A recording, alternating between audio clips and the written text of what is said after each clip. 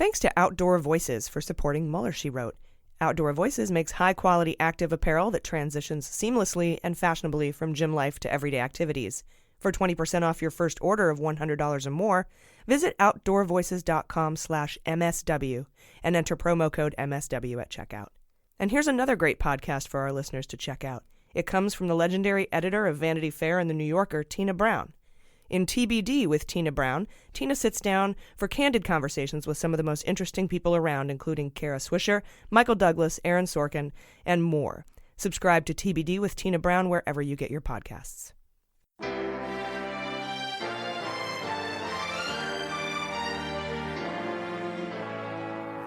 So to be clear, Mr. Trump has no financial relationships with any Russian oligarchs. That's what he said. That's what I think. That's obviously what our position is.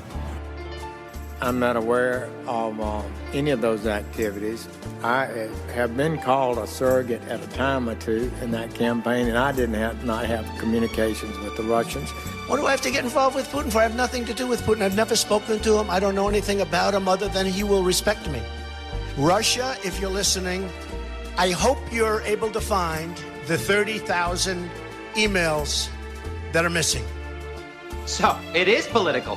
You're a communist. No, Mr. Green. Communism is just a red herring. Like all members of the oldest profession, I'm a capitalist. Hello, and welcome to Mueller, She Wrote. I'm your host, AG. With me, as always, is Jaleesa Johnson. Hello. And Jordan Coburn. Hello. All right, guys, we have a crazy episode for you today. Jordan, you're going to talk about how the NRA illegally coordinated with the Trump campaign. Classic. Classic. And Jaleesa, in your Racial Maddow segment, you're going to talk about some undocumented immigrants working at Trump's New Jersey golf course. Oh, yeah. Great story. I'm going to be covering the Flynn, Cohen, and Manafort filings along with the rest of the news, but I have a correction from last week, and I feel pretty stupid. Last week, when Alderman Burke's offices were closed in Chicago, I had reported this as though it was Alderman and Burke, and that they were tax attorneys. But apparently, Burke is an alderman. Alderman is a title. He's an elected official. There's 50 of them, one from each ward, and together they make up the city council, which serves as the legislative branch for the city of Chicago. And that office was shuttered shortly after Deutsche Bank was raided for issues surrounding the Panama Papers, which Trump was suspiciously absent from. But Alderman Burke handled Trump's Chicago taxes for 12 years. So put some beans on there being some sort of a Alderman Burke, Chicago real estate tax, money laundering, Deutsche Bank, Panama Papers connection. And thanks to our Chicago listeners for that assist. I had no idea they were called aldermans. Yeah, me neither. No way. I'm glad we still use such proper sounding titles in America. Right? It sounds like an old English. Yeah. Alderman. I'm Alderman Burke. You turn into Also a horse at the yeah, end. why did that happen? Hello, I'm Alderman Burke. No, sir, I don't like it. Oh, that's funny. Or maybe he's one of those 1930s guys. Like, yeah, see, I'm Alderman Burke. See? Oh, yeah. It could be that. We don't know. All right, you guys, we have a ton of news to get to. I don't even know how we're going to do it, so let's jump in with just the facts. All right, so all week, the rumor mill about Pence was swirling. And it started last weekend, and there was all kinds of speculation that perhaps Pence was the subject of that sealed subpoena battle going on with Mueller right now in the D.C. Appellate Court.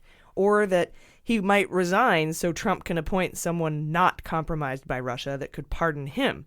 The truth is we just don't know what's up with Pence, other than he's insulated himself very well, and probably not good enough, and that Trump is eyeing his chief of staff, Ayers, to replace John Kelly as his own chief of staff. But I was reminded about something we covered way back in episode 8, and I encourage you to check out episode 8. It was a very important episode, and in it we talk about the GSA and how they handed over all of the Trump transition emails to Mueller without a fight. So GSA stands for General Services Administration, and they're the agency within the government that manages presidential transition emails, among many other things. And Trump had apparently installed an ally named Beckler in the GSA so that he could maintain control over the transition emails and the transition materials. But that guy died. I don't mean to laugh, but you'll find out why it's funny in a second. And when Mueller wanted those Trump transition team emails from GSA, he pretty much just walked in and asked for them, and they gave them to him. And to be fair, If they'd fought him on it, Mueller probably would still have won because it's a GSA and he's got access to that. But there wasn't even a fight, and it upset Trump a lot. He's like, this is bad. This is really bad. He tweeted out that Mueller obtained the emails improperly, but he didn't. And the thing I can't help but remember about is whatever emails Pence sent and received during that time, Mueller has. Pence was head of the transition team. So right. Mueller has those. Every time I hear a GSA, I keep thinking gay straight alliance, which is funny if Pence is involved with that. Yeah, highly doubt it. He probably wanted to change the name. We need to change the name of this. I don't want to be associated with the gay straight alliance. Yeah. Something else occurred to me this week as I was working on a story about the potential collusion between Manafort, Stone, Corsi, Trump, and all the others to get their story straight and to, offer pardons and stuff. If you recall, they're all in a joint defense agreement, or JDA. And that means they share information among their legal teams. Not to mention the information sharing they're doing right out in the open includes like Corsi releasing his draft plea agreement with Mueller. He said he intended to turn down, or that Trump leaked some of his answers to Mueller's written questions, or Manafort blowing up his plea deal out in public. All in all, there are 27 parties in Trump's joint defense agreement. But if just one person breaks that deal, Mueller will have a witness or witnesses that could testify to possible witness tampering or suborning or dangling pardons by Trump. So we had some early dropouts from the JDA, including Flynn and Gates, but we have more recent ones too. And depending on when Trump tried to make his deal with potential witnesses, if he did, some of the later defectors could have information on those discussions, like Cohen, for example. And we've heard rumblings this week that Cohen thought he was being offered a pardon in exchange for singing the same song as Trump. So there's also Nunberg, who at first was resisting the subpoena and got drunk and told everybody you're taken from my cold dead hands or whatever.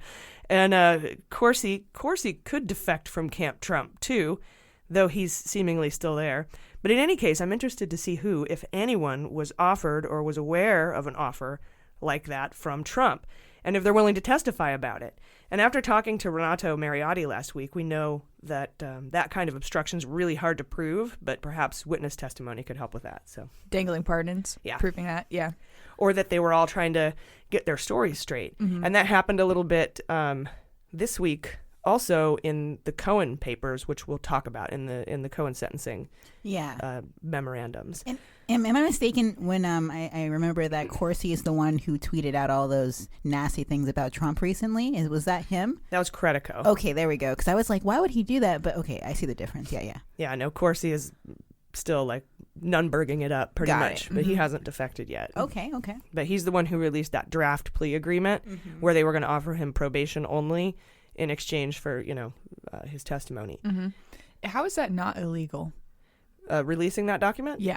It depends on whether or not it was part of a coordinated attempt to collude their answers, to make public their answers. And when we talk about the Cohen filing, about it was mentioned specifically in the document that he went public. It wasn't just that he told Congress that he had lied about when the Trump Tower Moscow ended, but he did it publicly. And they said that they alluded to that being obstruction of justice because it's collusory. And so that because he's basically coming out and telling all potential witnesses what to say when they testify to Congress. And then shortly after, of course, Congress hands over all these transcripts of testimony to Mueller. Like, oh, here's everyone else who said, oddly, exactly what Cohen said about the Trump Tower Moscow stopping in January instead of June, and how that actually could have negatively or impacted the investigation. He was trying to steer the narrative of the investigation, and I don't think, unless they had a case that there was some sort of a collusory attempt to get their story straight, and they said that he had circulated these documents, his congressional documents, around the administration to solidify what everybody was going to say. And I don't think releasing these kind of things publicly is the problem. I think being able to prove that it was part of a coordinated effort to mislead the investigation and obstruct justice and tamper with witnesses. Right, because he can still go back and still take the plea agreement. If he releases the draft agreement, then at least everyone, like you said, that are in the same team together, basically, the collusory team, they can get all of their They could be like, oh, okay, this is what they're looking for. Let's get our story straight on that. And then he can go back and still accept that plea agreement because I guess it's probably not going to change the information they're looking for. No, and right. what it would be in exchange for. And then, just need some public records and get those motherfuckers in jail. Yeah, and thanks for that new nickname, Collusers. Collusers. Colluser, put the L on your forehead. Oh, God. Smash Mouth. You kill me. Dude, I saw them once at like a reunion tour. I'm sorry. It was in a Henderson Pavilion. It was like where you'd see smooth jazz and that's like Smash Mouth. They're playing state fairs now, you know. That's how it's going for them. Okay, loser. Another case was filed early in the week challenging the appointment of Matthew fucking Whitaker. Another one. Basically a convicted drug trafficker who was resentenced after Whitaker was installed. His attorney has asked to set aside the new sentence on the grounds that the new attorney general's appointment was unconstitutional and therefore has no authority to resentence him or preside over the agency that resentenced him. And this is just one of a bunch of legal challenges to Whitaker's appointment, and we'll keep you posted as we know more. People are just asking judges to get rid of him. Like, what we want is for you to make him not the attorney general, make Rosenstein the attorney general by the Succession Act, and then we'll discuss what the resentencing situation should be. Later Monday, Michael Isikoff, he's one of the authors of Russian Roulette, which we reviewed, very good book. He reported that Mueller was fine with the Senate's request to start subpoenaing people in the obstruction case, indicating, to me at least, that Mueller is fine with the testimony of key witnesses being made public now. And that could indicate that he has what he needs. Though I still have no idea how he can wrap that report up when Trump finds new ways to obstruct justice pretty much every day. I just see him like... for innovation for that. Yeah, like he's just like, stop bringing the law. I got to get this report done. It just keeps adding to addendum. It's going to be funny. Funny, peculiar, not funny, haha. Then Tuesday, we learned Jeffrey Epstein settled out of court and won't face trial. And this really upsets me. If you remember from last week, he was given that sweetheart deal where he only served a light 13 months in jail, not prison, and he got a work release program, so he's only there 12 hours a day. And he got immunity for him and any of his co-conspirators after raping 30 girls. That was just what FBI had gathered evidence on. There was probably far more than that. And now the AG that gave him that sweet deal is Trump's labor secretary. Weird. But I'm really mad about this. I wanted him to have his day in court. And he basically just... bailed out of that. Yeah, bought his way out of it. Yeah, he didn't have to hear testimony from any of the victims. Yeah, and I really wanted them to be able to have that. Yeah, but the lawyer of the victims did say it was a win on some levels for the accusers. We actually have a minisode about that that we'll do soon. But basically, yeah, he said that even though this was a bailout, so to speak, for Epstein, he still has a follow-up trial that this first trial helped them get more information for, I believe. So he may still have to face the music soon enough, but he's gotten away with it so far. So it's kind of like one of those things where we'll see. But yeah, the lawyer thinks, Edwards, the victim's lawyer, he thinks that they're going to be able to take him with this next trial. Well, good. And the other concern too is that Trump gave a high position to the guy who gave Epstein the sweetheart deal. Yeah. And I can't help but think it's because Trump is one of those co-conspirators. Yeah. Head of the sex labor department. Yeah. He owned a modeling agency around that time. And so, that's just gross. Tricky. One more reason to impeach Trump. He's got so many things that I'm sure he's tied to that, yeah, for justice, got to get rid of him. Yeah. The victims also maybe could have not wanted to testify. That could have been something they would have rather not done. But considering there were so many, I highly doubt all of them didn't want that chance. 3 of them were going to come forward. At least 3, yeah. I think there were some, probably not others, but I wanted them to have that. Day in court. Yeah. Yeah. I did. Well, some might call it justice anyway, because he did pay a pretty heavy restitution, but he should have paid that in the first place in the criminal trial that he got let off the hook for, and the civil trial should have been different, but... Totally. Oh, well, it sucks. It sucks a lot. So, yeah, check out that minisode. We're going to go over that in a minisode this week, right? Oh, yeah, this week. Cool. Then Tuesday, we found out Sam Nunberg, who has met with investigators for special counsel, is a longtime Roger Stone aide, and he has agreed to meet with the Senate Intel Committee in January as part of the investigation into Russian election interference. If you remember, Nunberg was previously determined not to cooperate with special counsel, threatening to ignore a subpoena, say, let him arrest me, I don't care. And then that nice lawyer lady was like, "That's a bad idea, bro," and he changed his mind. Yeah, the real VIP is that On lawyer air. lady. Yeah. It sounds a lot like Corsi to me, right? Yeah. And Jordan, we talked about this. We think you're probably going to fold like a cheap suit, Corsi. So Nunberg was summoned by the Senate. Summoned. We summon you. They used to say his name 3 times in front of a mirror. And You have been chosen. Corsi. Or, excuse me, Nunberg. Yeah.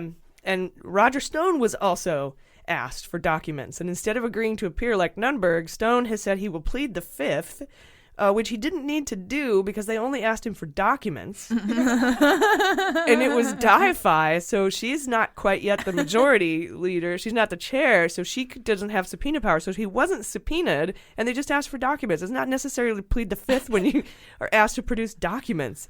This is especially hilarious considering all the things Trump has said about people who plead the Fifth. Mm-hmm. If you remember when Hillary was your staff pleading the Fifth, guilty, mobs do that, mob, Fifth, plead, you suck. Yeah. And now here's Stone like, I'm pleading the Fifth to a document request, which you don't have to do. You paranoid, bro? Yeah. It's like when a cop stops you and you run away, basically. Where you going, buddy? Everything okay? Yeah. No. We're just looking for a cat in a tree. Over there. The cat colluded. Have to get there fast. Also Tuesday, Priestap left the FBI. Priestap, who currently serves as the Assistant Director of Counterintelligence Division, is set to retire by the end of the year. He's the last of the old guard of high-ranking FBI officials that helped oversee the investigation into 2016 Russian election meddling and the investigation into Hillary's emails. So the Wall Street Journal says his retirement is unrelated to the investigations and he's simply retiring because he served his 20 years and he's done. He wants to go. Just like all the other people who worked on the Russia investigation. Nothing to see here. Then we got the Flynn sentencing document on Tuesday we were all waiting for, and I'll go over that later in the show. Wednesday, we learned that the RNCC was hacked again this past election cycle. This, in combination with what we know about the first RNC hack, where none of the materials were released, adds to the speculation that foreign actors have stolen from both sides but have only weaponized hacked materials from the left, from the Democrats. Yep. Reports indicate that the RNCC hack was executed by a foreign actor, but it doesn't confirm that it was Russia. Well, they could still weaponize it just behind closed doors via compromise. Yeah. That's precisely correct. And it could explain why Rand Paul is all up Putin's butthole and it's ridiculous. I'd assume he has like a really clean butthole though, for some reason. Putin? Yeah. Why do I think probably got a that? whole crew of butthole maintenance. That's people. what I was going to say. You're that rich, yeah. Like a human bidet team. Just my Trump's hair. This is my ass entourage. And they all walk in, dun, dun, dun, chicka, dun, chicka, dun, and they all walk in slow motion. They got all their butt cleaning tools. I don't know what I'm talking about. It's like a chimney sweep. Oh, yeah. But for butts. But for butts. Jiminy. All right. That gives a whole new meaning to me for the Mary Poppins song. He's got to fit his head up there. Yeah, that's the only thing. There's a lot of people with their heads up there, I'll be honest. Oh. Also, Wednesday, we learned that the Trump Organization was subpoenaed for business records, along with additional subpoenas. And NPR reported Monday that Maryland and New York, or Southern District of New York, or D.C., Maryland and D.C., were getting ready to subpoena the Trump administration, or the Trump Organization, and they did Wednesday.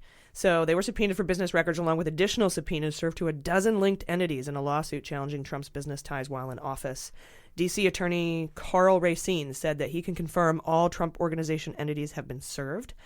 The lawsuit brought by D.C. and Maryland claims that Trump is in violation of the Emoluments Clause in the Constitution, meaning payments from foreign governments benefiting the Trump International Hotel have continued into Trump's presidency, among other things. So we'll keep you posted. Watch those space beans. Mm-hmm.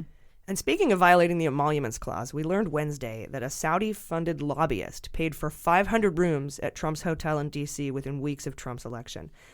In all, the lobbyist spent more than $270,000 at the Trump International Hotel in downtown D.C., which Trump still owns.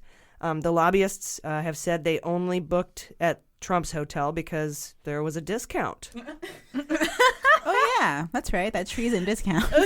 It was only $750 a night. There's no other hotels. There's 800 other hotels that are cheaper than that.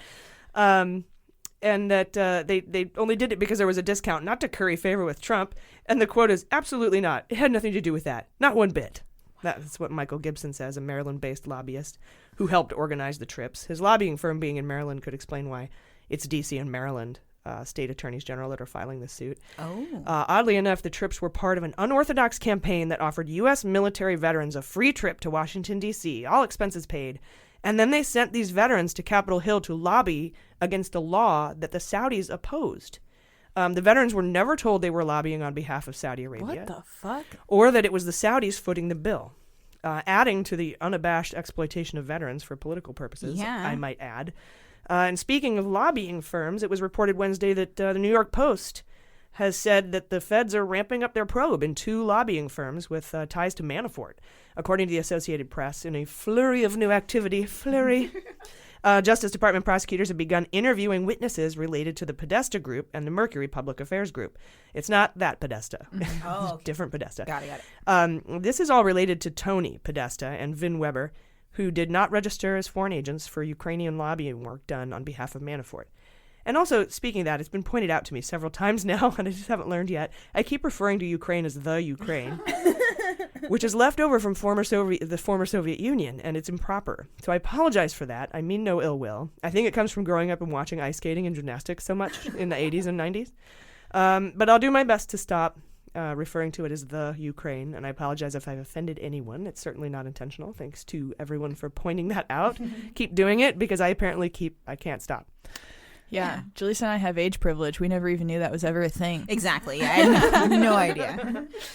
Yeah, we just always grew up calling it the Ukraine, and that's not cool anymore. Got it. They're like their own thing. Yeah. Yeah. Sovereign nation. Ukraine. Nice. The Ukraine. It seems more important, sort of, when you say it that way. Right, like the Ohio State University? Right. Yeah. I don't think they do it the same way. Yeah. Like the United States of America. I don't know. But they've asked me to stop, so I'll stop. Yeah. I don't mean to. Finally, Wednesday, The Hill reported that the Trump team is considering removing Pence from the 2020 ticket. According to 2 sources familiar with the meetings about Pence, the Trump team believes that Pence doesn't expand Trump's coalition. Additionally, the sources have said that Trump isn't putting much into the 2020 campaign and seems wildly unprepared for the election. That's the reporting. My conjecture is that he isn't focusing on a run in 2020 because he knows he won't be on the ticket in 2020. And this ties in nicely with the story about sources close to Trump telling the Daily Beast he has repeatedly shrugged off the ballooning debt because he won't be around to shoulder the blame when it becomes untenable. He says, quote, I won't be here. That's what Trump said in a meeting about the debt crisis. That's when? Unconscionable. This week. Jesus. Yeah. Well, maybe he means like I physically won't be on this earth anymore, one way or another. Yeah, he's like, I don't care. It's not. I'll be gone. Yeah. I mean, to be fair, I don't think he was focused on the 2016 election either. That's good. That's a very good point. This has all just been a whirlwind of surprises for him. Yeah. He just keeps finding himself in places. He was also wildly unprepared for 2016. Yeah, exactly. Yeah, and so he just hasn't been caring. People are like, you got to start setting that shit up. I know he hired Brad Parscale, to be the campaign chief in 2020. He's the guy who got the whole Cambridge Analytica data analysis shit going.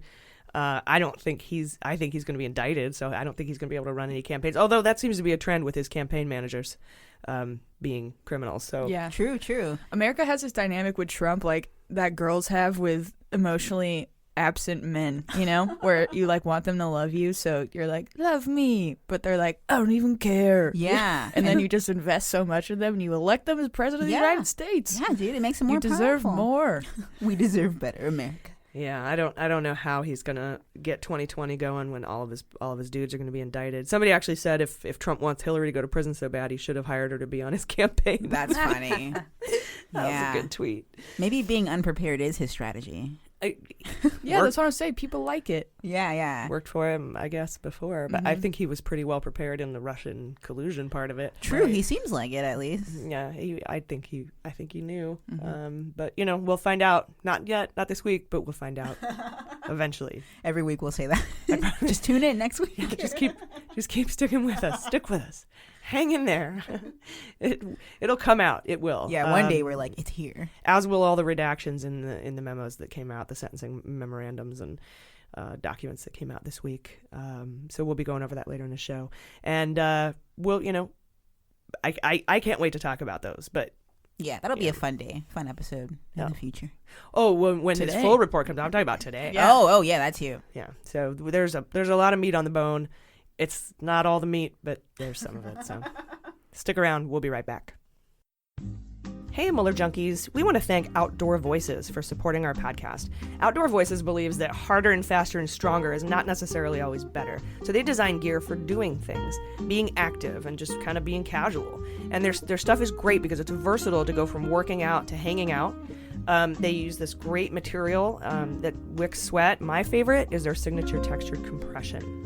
And I have leggings and they have sports bras. Jordan, you got some sports bras. Do you love them? I did, yeah. I love them very much. I really like the selection process, too, online. They have a lot of different designs. So typically sports bras get kind of boring, you know, with the same cut. They have a bunch of different cuts, bunch of different colors, bunch of different styles. And they're super cute and they're really comfortable. And just like you said, you can go from hanging out during the day to working out to going back to hanging out. And you don't need to change your bra at all. Wow, that's nice. What'd you get, Jaleesa? I got some really cute polka dot shorts and a hoodie, and it's totally my style. I love things that are casual, but also really cozy. The fabric is so soft, and I feel like I could sleep in it, I could work out in it, just wear it all day long, and I have the right, perfect fit. And the other cool thing is they have completely hassle-free returns. So if something doesn't fit, you just send it back, free shipping, and they won't stop until you're totally satisfied with your products. And nice. I really appreciate that. And more importantly, well, not more importantly, but as important is they're very into sustainability. And that is important to us as well for the planet. But, whether you're looking to, add some running shorts to your wardrobe or you just want something comfy or some stuff to work out in, things that you can take from working out to, casual hangs, this is the awesome stuff. And they have a hashtag on social media called #doingthings. They're uniting exercisers who basically just like to have fun. And Freeform is a cozy, soft material, like you said, perfect for stretchy activities like yoga. So check them out. You can get 20% off your first order of $100 or more by visiting outdoorvoices.com/MSW and enter promo code MSW. That's 20% off your first order of $100 or more by visiting outdoorvoices.com/MSW. And don't forget to use the MSW code at checkout. You'll be glad you did.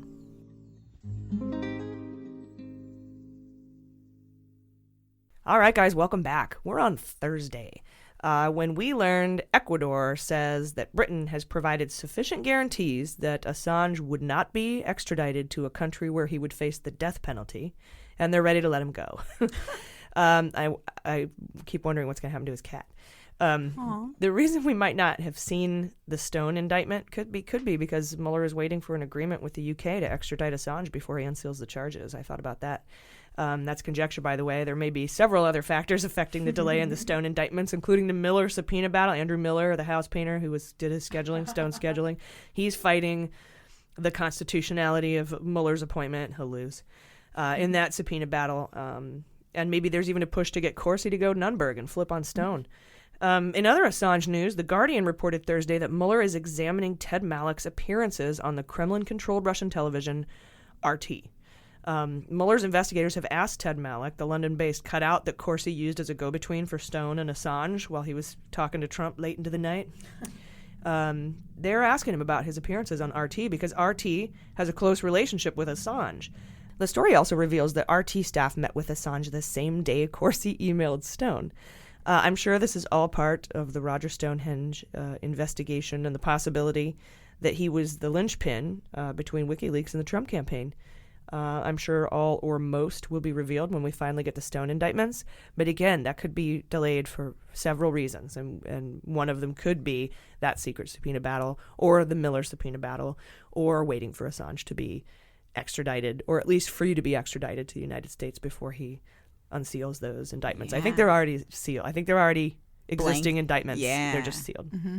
What a web of criminality Stonehenge has become. It's so gross. Yeah. I looks at it and he's just like, my life's work. I can go to jail happy now. Yeah, I think he wants to. Yeah. He wants to go out in a big flame, I think. Yeah, and he probably will. He'll probably refuse everything, might flee. Who knows? Yeah, I think Trump still might flee. I'm hanging on to that. That'd be so funny. That'd be cool. Also Thursday, we learned Bannon interviewed with the Senate Intel panel on Cambridge Analytica last month. According to the Daily Beast, Bannon faced questions about the now defunct data company in a closed-door session. Richard Burr, Mark Warner, and Bannon's attorney have declined to comment. But it's important to note that Bannon's attorney is still the same lawyer used by former White House counsel Don McGahn and the former White House chief of staff under Trump, Reince Priebus, mole. And that's important because if you're a lawyer representing three dudes or three people, all three people have to be telling the same story. You can't have that conflict of interest. So presumably Bannon, Priebus, and McGahn are all telling the same story. Yeah, telling the same story. These are all people Trump has publicly turned against too. So hopefully they're all motivated to actually tell the truth and give some good information. Yeah, and we've got a lot of past episodes on Cambridge Analytica. So if you want to look up what that was, that's the company basically that was stealing the stealing 50 million Facebook users' information and using it in politically psychographics to politically manipulate voters. So that's what that Cambridge Analytica. They're now closed. They've been closed. Didn't they rename themselves too, though? Yes, they did. They came out, and Parscale is part of that, which is the guy who Trump, we talked about. He's head of the 2020. It's all whack-a-mole, man. It's ridiculous. Whack-a-Priebus. Just see the whack-a-mole game with little Priebuses coming out of it. Pre-buy.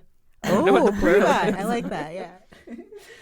All right, let's see. In Maria Butina news this week, the Red Devil, there was a conference call Thursday morning between her lawyers, the federal prosecutors, and the judge in her case. The content of the call was placed under seal by request of the defense, not the government. The government just agreed to it, which indicates that either health issues were discussed or a defense strategy was discussed. I tend to think it was defense strategy because shortly thereafter, a public defender was appointed to Butina's case. We don't know if her current legal team is on the way out or not. I heard rumors that she wants to defend herself, and they maybe appointed this public defender to be like, don't do that. But I can't confirm that. I haven't been able to corroborate that. But they also may have discussed her mental health status, as she's been in solitary confinement since November 21st. And we know from a previous episode that we did reporting that her defense team was concerned about her mental health.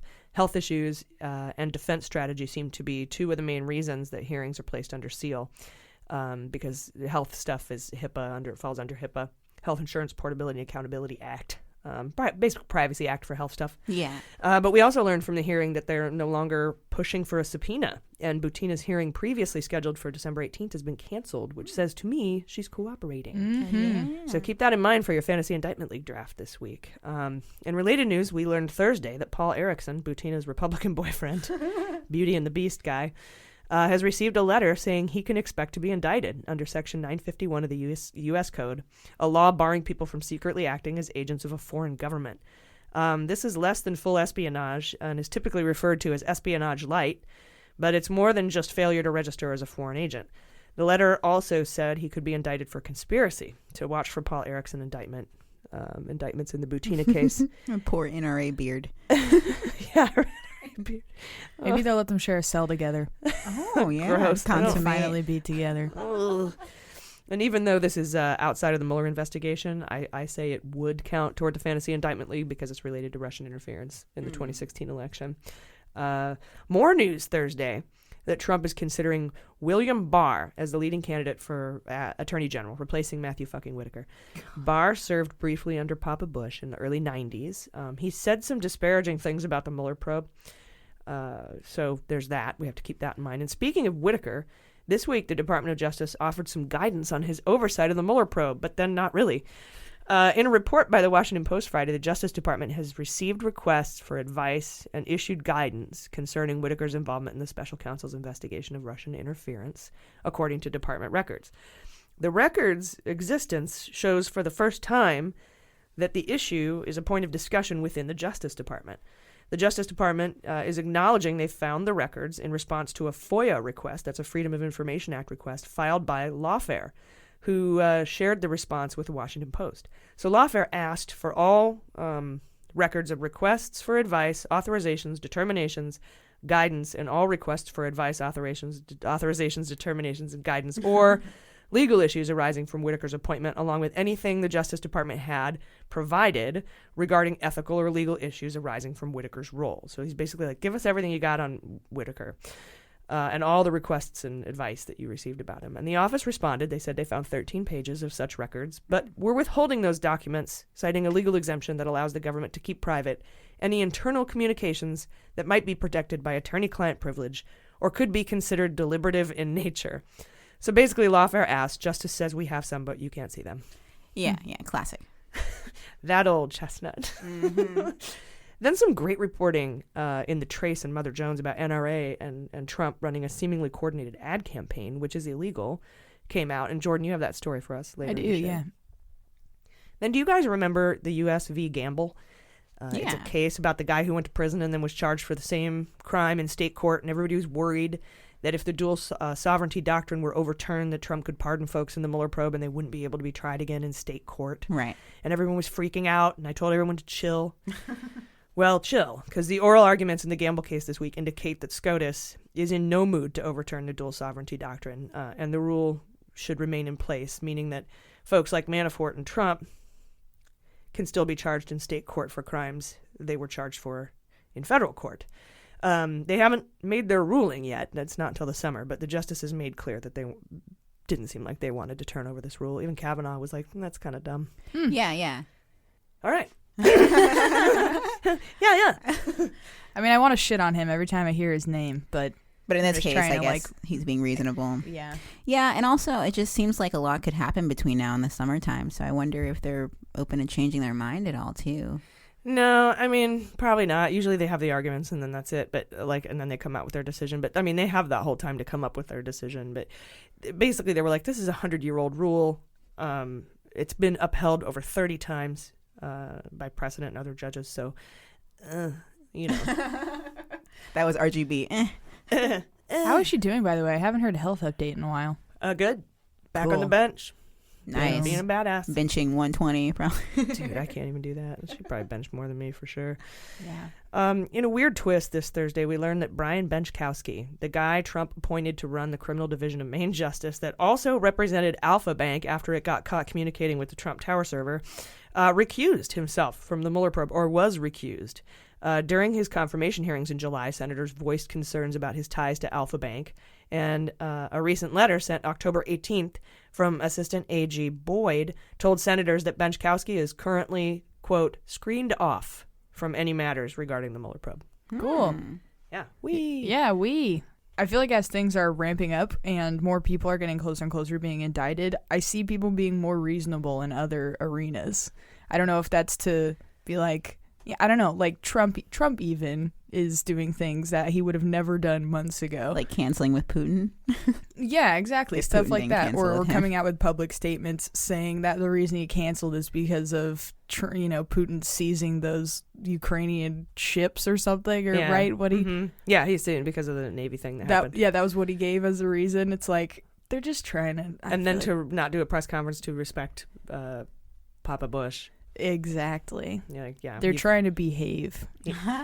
Well, yeah, their last defense is trying to change the language, and we're going to talk about that a little bit later when we get into the Comey hearings that happened on Friday.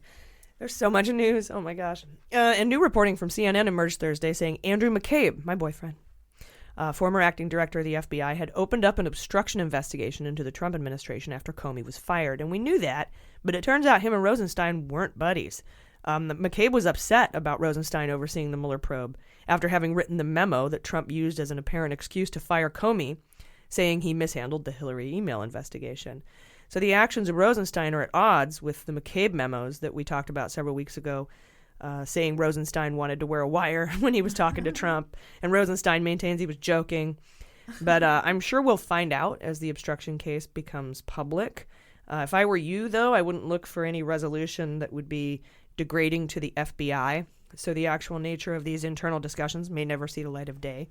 One source indicate that reservoir of trust. Remember? Comey talked about all the time? Mm-hmm. Reservoir of trust, and I could never say it right, so it's the reservoir of trust. One source indicated that Mueller preferred Rosenstein oversee the investigation, though, so it's still unknown who was doing what and why. This whole thing is we're just trying to piece things together with like 2% of the evidence, and we're just not going to be able to. Right. We're going to have to wait. Someone said on Twitter that we try to stitch the news together. That's what we do. Yeah. Yeah. It's gonna be... Yeah, we speculate. Yeah, just making a shitty quilt. Big shitty treason quilt. There are shittier quilts. There's a polio quilt out there. There's all kinds of... This is a pretty good quilt, I think, though. I hope so. Yeah. Yeah. No, I just said shitty as a joke. I think we're doing a pretty good job. Oh, yeah. No, I was saying there could be shittier quilts, too, I think. Yeah. Mm-hmm. I don't know. I like all quilts. Yeah. All quilts matter. I'll definitely look back on this quilt fondly. That's for sure. Yes. That's true. That's Hang it on very a true. wall. Go spread it out Where on all the good national quilts lawn. go. Yeah. Oh, we could do a Mueller Shiro quilt, too. Yeah. I don't know. Safety blankets. We got too many projects. Just put it on there on the list of projects. But and pretty soon, and I'll talk about this in the Comey hearings, that IG report on the FBI field office in New York, that's going to come out. And this whole timeline of what happened in September and October between McCabe, Comey, and everybody is going to figure wildly into all this. And then I don't know if it's going to go into the Comey firing and the Rosenstein memo and what McCabe thought about that and that he set up that investigation on obstruction. I don't know, but we'll eventually get the story, or at least some of it. But like I said, their number one thing at the FBI is to not talk bad about the FBI. So there might be some things that we just won't find out. Mm-hmm. Yeah, that's what beans are for. Beans. Also Friday, Rudy Giuliani, called CNN's Dana Bash and said that Manafort is being accused by Mueller of lying about Trump.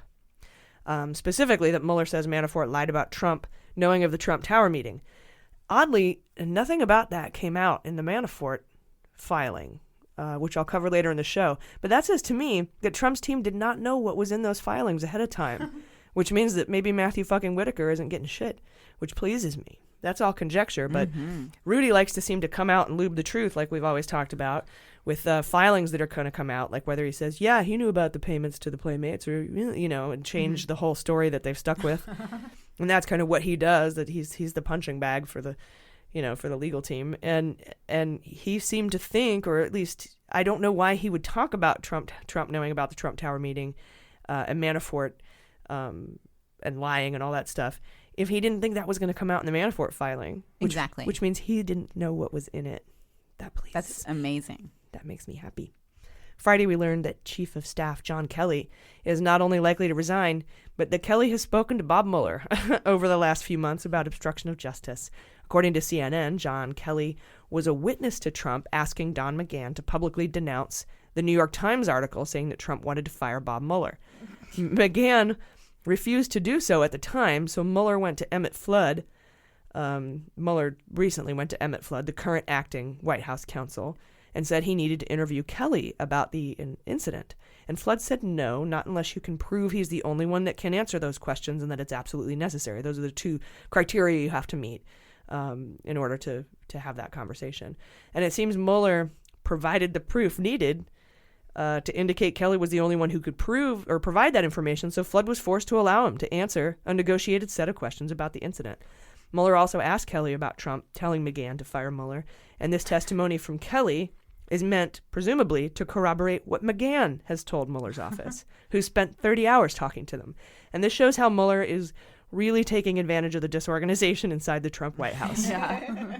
When Emmett Flood is forced to agree with Mueller about conversations that occurred before he even got there, it's clear that the lack of discipline and continuity in the White House is going to be a part of Trump's undoing. It's so crazy that this is even a thing. This also shows that obstruction is still a major part of the Mueller investigation. Something else to consider. Could this have been the subpoena battle under seal in the D.C. appellate court right now? Meaning Mueller subpoenaed him. Flood and Kelly fought that subpoena, but Mueller won. I'm not so sure, because I feel like we'd have heard that the December 14th oral arguments hearing would have been removed from the calendar, and we haven't heard any reporting that those closed sessions hearings have been canceled. So they're going forward with those hearings, and I'm trying to figure out in my brain if they're still going forward with those hearings, but Mueller already won the subpoena battle with Kelly. Why would they still have hearings? So I don't know. Yeah, that is tricky. Yeah, I love that he's doing all this work to get down to the bottom of something that relates to them trying to fire him. That's funny. Like, so you try to fire me? Who wants to talk? Me? Bob? You want to say it to my face? That's great. If you have something to say to me, you can say it to my face. To my striking jawline. Yeah. Gonna win a subpoena battle so you can tell me everything that they tried to do to get rid of me. Oh, I love it. That's part of the investigation. It'd be funny if you'd be like, all right, it's time for me to recuse myself because I'm now a witness in my own case. Yeah, that's what I was kind of thinking, but I guess that would just be too absurd since it's all connected. Yeah, how meta can I'm they sure get? they would try. They probably already did try to fight it on that ground. Yeah, probably. They have all sorts of little fights, and Mueller's batting 1,000. He's won every single motion that he's filed. Yeah. You should come and play for the Padres. Right? He's like the LeBron James of this. He wouldn't leave anybody stranded. Stupid Padres. We also learned now we're a sports Trump cast. Yeah, no one knows the Padres that are listening. No, the Padres is the only team I know. That's the only reason I said that. Are they still in San Diego? Have they left yet? Oh, no, they're here. Okay. Oh, yeah. Unfortunately. I like them.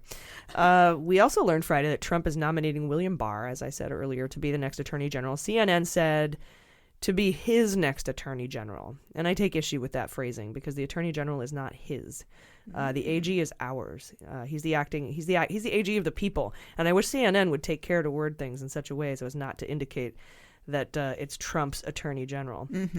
Barr was in the CIA in the 70s. He served in a few leadership roles in justice under Papa Bush. He was attorney general from 91 to 93. So we're bringing back vintage attorney general. And he's also served as an executive in the private sector for a while. Many believe he should recuse himself from the Mueller probe, not only because he has some negative things to say about it, but because he has no idea what's going on with it. And Rosenstein should just remain in the role. That's what Richard Painter's coming out saying now. He's like, I don't care if you have a conflict of interest. Why do you think you can come in and just take over the Mueller investigation that's been going on for 18 months when we have a very capable person providing oversight? Exactly. So, I don't know. We'll see what happens with that. Also, Friday, Tillerson told CBS News that Trump is impulsive and he hates to read, and that he often would want to do things that were against the law. Wow. Is that like his Twitter bio now? No surprise there. As we know, Tillerson, who might have been installed by Russia, by the way. That's conjecture, though there's proof out there that Carter Page announced Tillerson in Russia before he was announced here, and he had communicated with the transition team about it prior to it happening.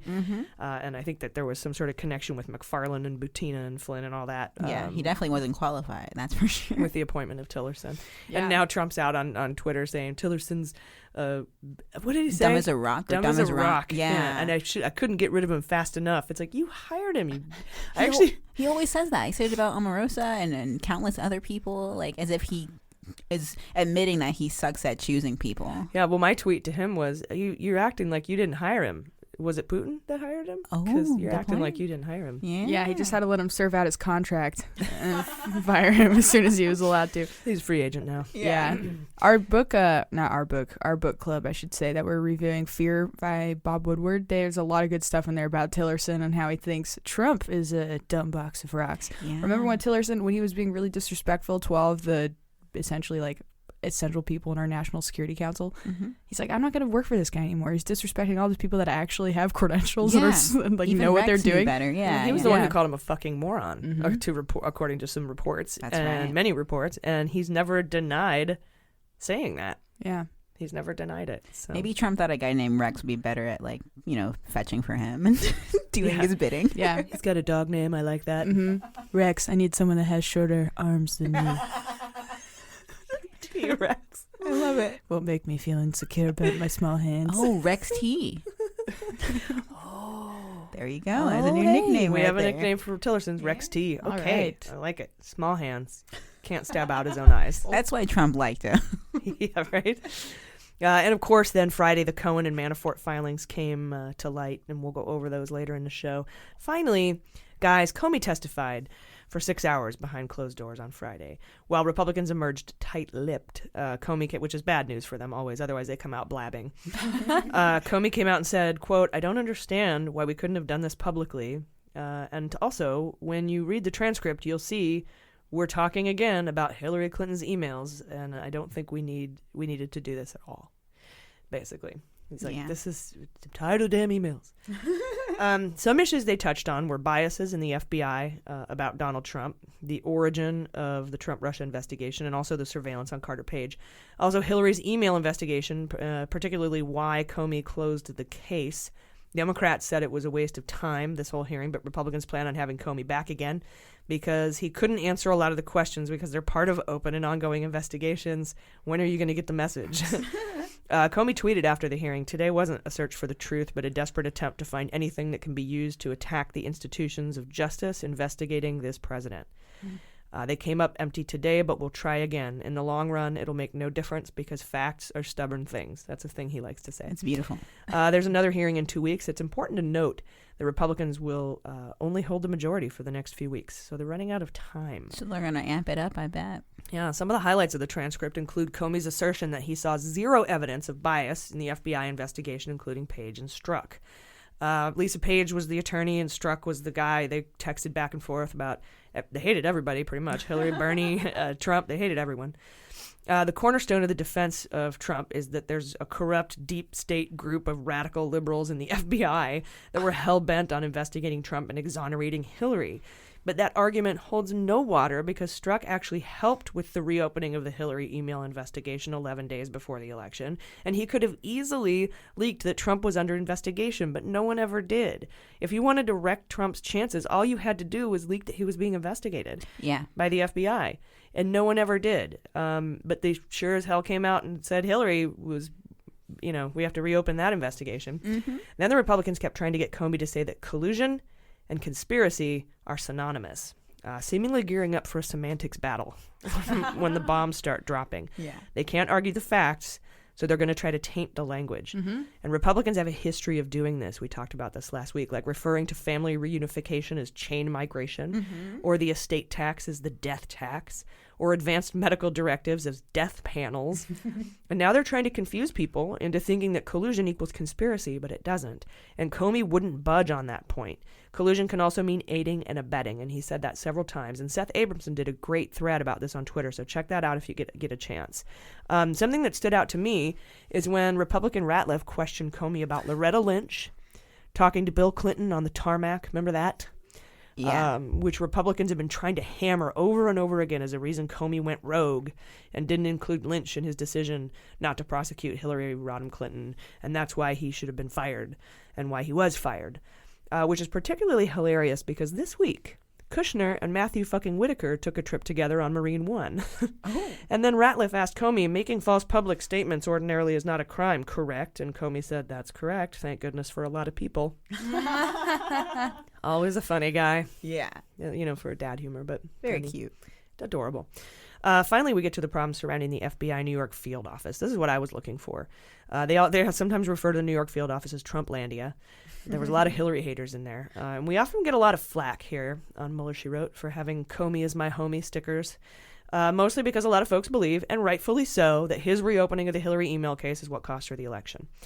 We have maintained that Comey did not have a choice because Giuliani was leaking and some FBI agents in New York were conspiring and threatening to leak the Wiener laptop, which is the evidence at the heart of reopening the Clinton case, to the public, which forced Comey to come out ahead of it so he could control the narrative. Comey said, and they sat on this laptop till right up to the election in the New York field office. Yeah. It seems like there's definitely a conspiracy to... It was their Hail Mary. They were waiting to use it, yeah. Yeah, and Comey said he was indeed concerned about a leak problem at that field office. What we don't understand is why Comey fell for it, if he was being set up. There's currently an investigation into the political leaks. There's currently an investigation into those leaks by Inspector General Horowitz, but it's taking way too long to release, and we can't figure that out. Perhaps it's because it could damage the Mueller investigation, because it involves Giuliani and Eric Prince and probably others, including like Bannon and Priebus, or maybe Jr., or maybe Pence. Yeah, Indictment 1 Jr. Indictment 1 and Individual 1 Trump. Yeah, oh, that's right. Yeah, Individual 1 Jr. But that's we've been saying this and we don't know, but the IG report on Comey came out a long time ago, and presumably this report would be done, but I think they're waiting because there's people in this report that are implicated in Mueller's investigation, and they want to wait until those indictments come out. That would make sense. Yeah.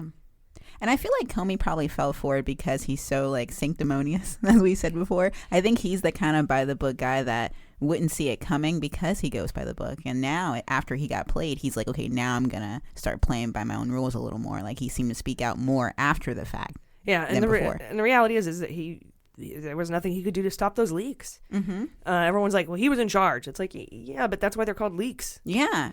You don't know where they're gonna, when they're gonna happen and where they're gonna come from, and I don't know. We'll find out. Like I said, if Comey is an a-hole, I'll stand up and say Comey's an a-hole all day. We'll be the first, but I just don't think there's enough evidence to say that he did it on his own merit. I think he was cornered. And they most definitely aren't going to release anything that gives a black eye to the FBI. They're just not going to do it. Right. Yeah. So when they even though the field office in New York was probably, and most definitely leaking with Giuliani, I don't think that anyone's going to be happy with coming out and saying that the FBI fucked up. No, that's a bad position to take right now. Yeah. Yeah. Definitely. So, guys, Butina's teed up. Erickson's going to be indicted. We got the Manafort and Cohen and Flynn reports. The subpoenas are coming in for the Trump Emoluments case. The Eastern District of Virginia case is moving ahead in the Flynn case for Turkish lobbying, along with the state prosecution case moving forward on the Manafort lobbying case. Mueller says the Senate can start subpoenaing witnesses in the obstruction case, indicating he's wrapping that up. Everything's lining up in this grand plan Mueller's been working on diligently for the last 18 months. So stick with us. Things are about to get interesting. We'll be right back. Hey, Mueller junkies. I wanted to let you know about another great podcast called TBD with Tina Brown. I absolutely love this podcast, and she was the editor-in-chief at Vanity Fair and The New Yorker, so she's had the opportunity to sit down with the world's most important and interesting people and hear their thoughts on the zeitgeist. And on her new podcast, TBD with Tina Brown, she invites you to listen to her candid conversations with writers, politicos, crime sleuths, journalists, and the newsmakers of tomorrow's social debates. And she dares to ask the questions that no one else will, which I really appreciate. She digs into the topics that will shape tomorrow's world, and she does it with style, which is so important to us at Mueller, She Wrote. Some of her upcoming guests include Jill Soloway, who I love, Michael Douglas, Aaron Sorkin, who's an incredible writer, and many more. So you have to go and subscribe to TBD with Tina Brown on Apple Podcasts or wherever you're listening to this right now. Again, go ahead, subscribe to TBD with Tina Brown on Apple Podcasts or wherever you get your podcasts. You'll be glad you did.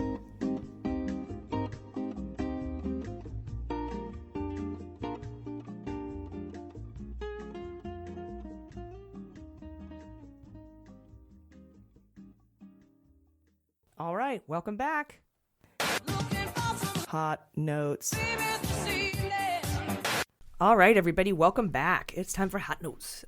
Today, in her Racial Maddow segment, Jaleesa is going to tell us about an undocumented immigrant who worked as a maid since 2013 at Trump's New Jersey golf course in Bedminster, I believe. Oh, yeah. But first, the NRA could be in more hot water. And Jordan, you have that information for us. I do, yeah. So some great reporting came out this week that the NRA potentially was coordinating with the Trump campaign, or I should say their media organizations that were handling all of their ads were coordinating with each other. So as we remember, the NRA spent $30 million to elect Donald Trump. Most of that money went to television ads. To produce the ads, they turned to the media strategy firm Red Eagle Media. That name just screams cover up. Yeah, it also screams Russia.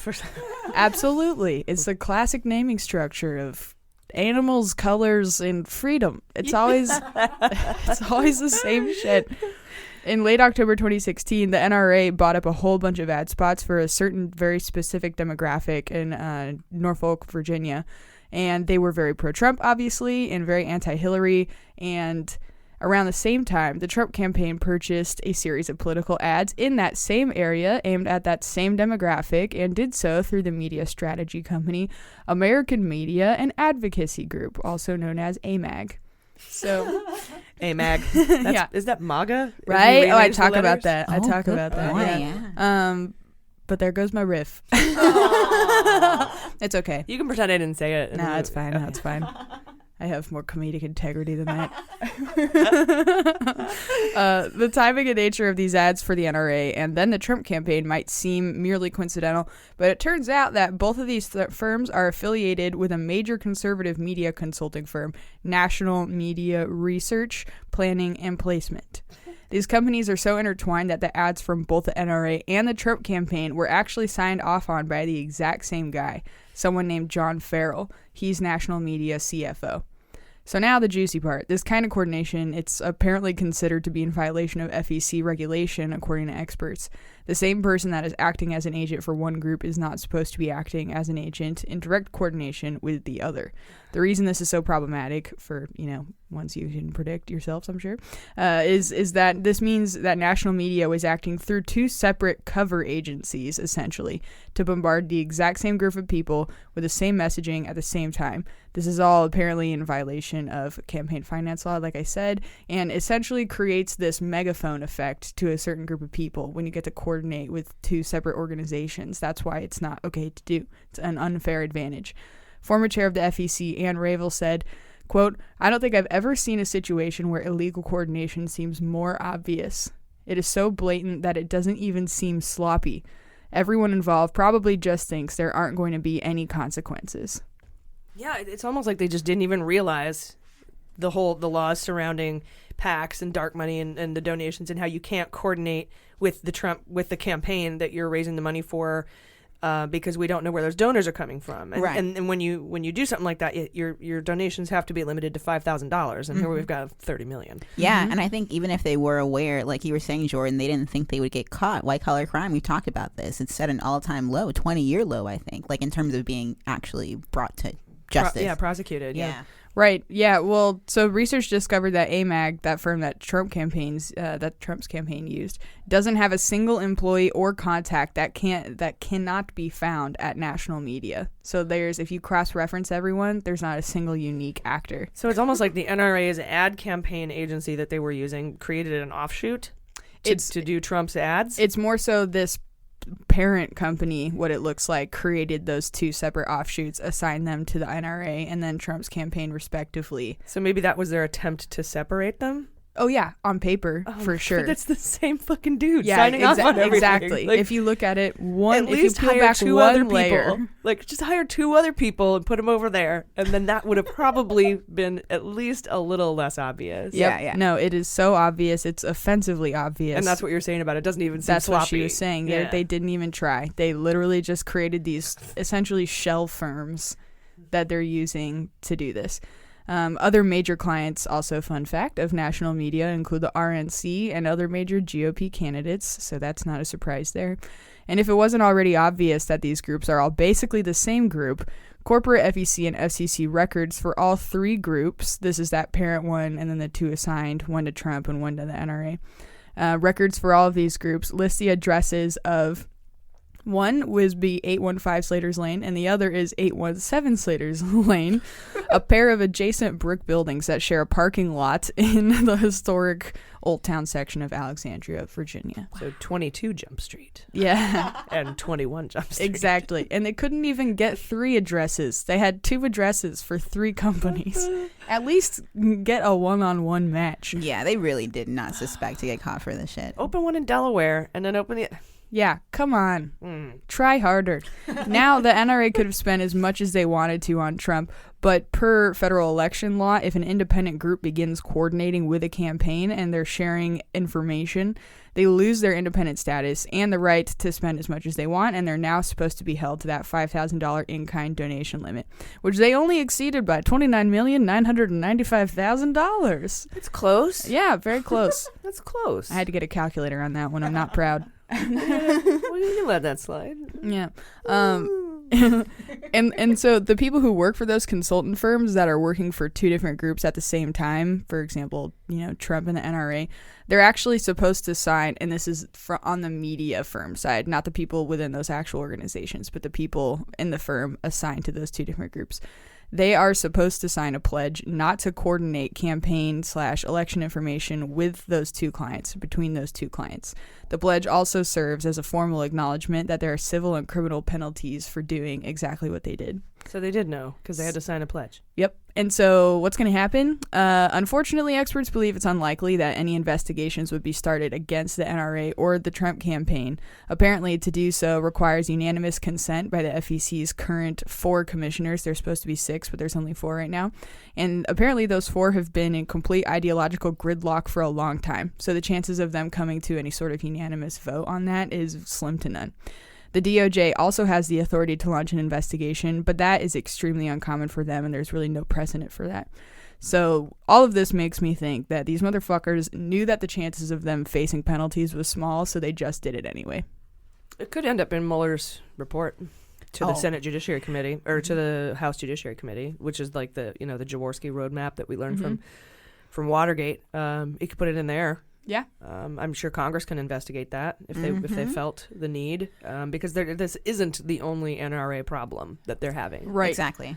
Yeah, they would also have to prove that people within the NRA and the Trump campaign were aware that those media, or that one media group essentially, was doing that. So on top of prosecuting the media group, they would then have to find some proof that the NRA and the Trump campaign were like aiding and abetting that. That law needs more teeth than that, honestly. I mean, if you're going to be able to say corporations are people and they can donate unlimited amounts of money to campaigns, you really need to solidify the wall between the campaign and the donors, and to make it so hard to prosecute when you just do this blatant dumb, we'll just make two companies next door to each other and do it. To be able to get away with it by just doing that is ridiculous. Not okay. Yeah, and how the public, all of us, know that there's copies of those documents showing that they blatantly lied and have cover-up companies. It's like, that's so bad for the public to know that and know that there's nothing really that they can do because the FEC is in gridlock.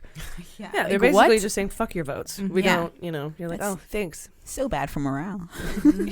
Yeah, there's a lot of bad shit for morale right now. It's not good morale time. Speaking of bad morale in the workplace. Yeah. Jaleesa, what do you got for us in your racial Maddow segment? That is such a smooth transition, AJ, because the name of the woman I'm going to talk about, her last name is Morales. Whoa. Yeah, there you go, people. So on Thursday, the New York Times published an article called Making President Trump's Bed, a Housekeeper Without Papers. Specifically at Trump's New Jersey golf course, an undocumented immigrant named Victorina Morales has worked as a maid since 2013.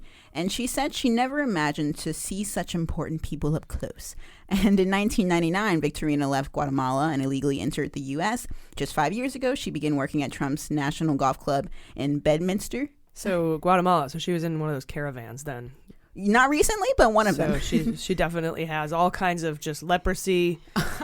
And exactly. Violence. She's probably an ISIS person. Oh, definitely. That was my favorite. There's ISIS people. Yeah, that is insane. ISIS people. They're just going for the keywords to scare people. And I guess it worked for some of them. Damn it. But yeah, she's been in the U.S. since 1999. And basically, she just worked for Trump for the last 5 years. During this time, she made his bed, cleaned his toilet, dusted his crystal golf trophies. Oh my God. Yeah, she also washed and ironed. A golf trophy? He sucks at golf. That's what I was thinking. Participation trophies exist too. He made his Time magazine cover. Or just pays people off. You remember the fake Time magazine cover that he had hanging in his bathroom or whatever? I would not put it past him. Yeah. I just imagine him just swatting people with clubs. It's just regular crystal statues with Post-it notes on it that says Trump is the best golfer. You tried. Things remembered made it for me. Yeah. Oh my gosh. And she also apparently ironed his white boxers, khaki trousers. He's a boxers guy. Yeah. I would have taken him for a briefs guy. I always thought briefs too. I could have sworn that Stormy described him as in briefs when they were, but maybe he switches it up. So she also just folded his sheets and towels. Apparently, though, everything that belongs to the Trump family is washed with separate detergent in a separate washing machine. So, privilege wherever you can find it. Like, so the family stuff doesn't have to touch each other? I guess from the other members of the golf club course. He's got his own private washing area. Yeah, so yes. He doesn't have to... The Trump family is separate. His clothes don't have to mingle with that of the commoners. Yeah, exactly. Okay. And Victorina said, quote, Trump is extremely meticulous about everything. If he arrives suddenly, everyone runs around like crazy. So she even says she's not the only undocumented worker employed at the golf course, which we would have figured. No. Yeah. There's a woman named Sandra Diaz, who is now a legal resident of the U.S. She says that she was working there from 2010 to 2013 when she was undocumented. And both women said they worked for many years alongside other undocumented workers at the golf course, but they couldn't specify how many. However, at least 2 supervisors at the golf course were aware of the undocumented workers, and they actually took steps to cover it up. Which is all ironic because Trump made border security and the fight to protect American jobs the centerpiece of his presidency. And I have no problem with these women working here. It's just the hypocrisy. Yeah, I was going to say that's the story. Yeah. It's just that Trump has undocumented immigrants working for him, which again we 100% support. Totally. But that because he's that guy, it's like when the Republicans are like, that Loretta Lynch meeting on the tarmac with Clinton, it's unacceptable, and meanwhile Whitaker and Kushner are on Marine One taking a trip together, hanging out. Totally. To the pair walking dildos. Yeah. And now we've got I mean, we could do a 60-hour-long podcast Hypocrisy on the now. Yeah. Basically, whenever Trump wants to get his toilet cleaned, all of his values also go down the toilet. So, seriously, during the campaign, Trump bragged that he was using he's jealous of that sweet Putin bidet team. Oh, that's right. That we just learned about today. They have jackets. The pink ladies. Oh, my goodness. I love it. I'm going to hell. The red There's maggots. an asshole on the back of it. Yeah, I believe it. I might buy one just to frame it. So during the campaign, Trump actually bragged that he was using an electronic verification system called E-Verify to ensure that no undocumented workers would be hired by his businesses. And this was after he opened his Trump Hotel in Washington. He specifically said, quote, "We didn't have one illegal immigrant on the job." He sounds like, what was that president that's like, mark my words, no new immigrants? Like, that was Bush. It was Bush? Okay. Yeah, taxes, yeah. Read my lips. There we go, yeah. No new, and I don't want to look at your lips, man. Gross. We're all good. Very good point. At the same time that Trump was saying all this, Victorina and Sandra and all these people were working at the golf course in New Jersey. So I just imagine that Trump was like, oh, you mean do I have illegals in Washington? No, they're just in New Jersey. My bad. So, just semantics. And apparently Trump wasn't always a racist piece of shit to them either, because surprisingly, Sandra recalled one time after she finished cleaning his villa, he told her, "You did a really great job," and he handed her a $100 bill. Well, she's not black. Yeah, exactly. She's got that going for her. Yeah, and I guess when Trump first met Victorina, he asked her where she was from, and when she said Guatemala, he said, quote, "Guatemalans are hardworking people," and then he gave her a $50 bill. Huh. Yeah. You just liked her because her name had Victory in it. Probably. Yeah. So, she said she thought to herself, God bless him. He's a good man. But then later that same year, Trump had an outburst over an orange stain on his collar. And Sandra tried to tell him that it was... Don't go to the spray-on tan. Exactly. That's your fault, She dude. tried to tell him, but he wouldn't listen. So she's suing him now. No, I'm kidding. There's more to it. But these undocumented workers were in really close quarters with some of the most powerful people in the world. God, can you imagine trying to get the orange marks off of his sheets and It's pillowcases impossible. and She's shirts? literally the most prestigious maid in the world, and she cannot get it out. Yeah. She can't do it. Just buy a new shirt, you cheap ass. Seriously, yeah. You stole everyone's money, use it. He was having a bad day, I bet. Just taking it out on them. But yeah, these ladies, they're around really powerful people, which I think is kind of cool. It at least proves to me that Trump doesn't assume they're all rapists and murderers, right, AG? Like you were saying. And Victorina in particular said that she got to clean Trump's villa while he was even watching TV nearby. And she got to stand around when potential cabinet members were brought in for interviews, and even when John Kelly would visit. So she's been around all these people that are making the laws that stop her from being a citizen. So, wow. Yeah. And in other news, Mueller has interviewed her 6 times for a total of 100 hours. That'd be so cool. Yeah, and just to wrap it all up, even though Victorina appreciates her job, she said that she still feels very hurt by Trump's racist remarks during the campaign and as president. In fact, that's the whole reason she's speaking out now. She said that and the abusive comments from a supervisor about her intelligence and immigration status. And she said, quote, "We're tired of the abuse, the insults, the way he talks about us when he knows that we're here helping him make money. We sweat it out to attend to his every need, and we have to put up with his humiliation." So Victorina and Sandra approached the New York Times through their immigration lawyer in New Jersey. And Victorina says that she understands that she could be fired or deported for coming forward, but that's just how important this is to her. And she also recently applied for protection under the asylum laws and is currently exploring a lawsuit for discrimination and workplace abuse. So that's where they are on that. Well, kudos to them for coming forward. That's Totally. super brave. Really brave. I use a pseudonym, so that shows you. Yeah, at least you're protected, right? That's the Absolutely. idea, is that you at least have a law that helps you, and they're trying to work with the system, but it sucks that they're working with the most racist system that I've ever been around to see, and so it's that much harder for them, but they're trying, yeah. That's cool that they came forward. That's amazing reporting, honestly. Kudos, New York Times. Oh, yeah, definitely. All right, guys. You ready for Y'all ready for the money show? Oh, yeah. I want to approach this from a 30,000-foot view because we get into the weeds later, to borrow some phrases from my time in the military. I like that. Three major filings came out this week, as we all know: Flynn, Cohen, and Manafort.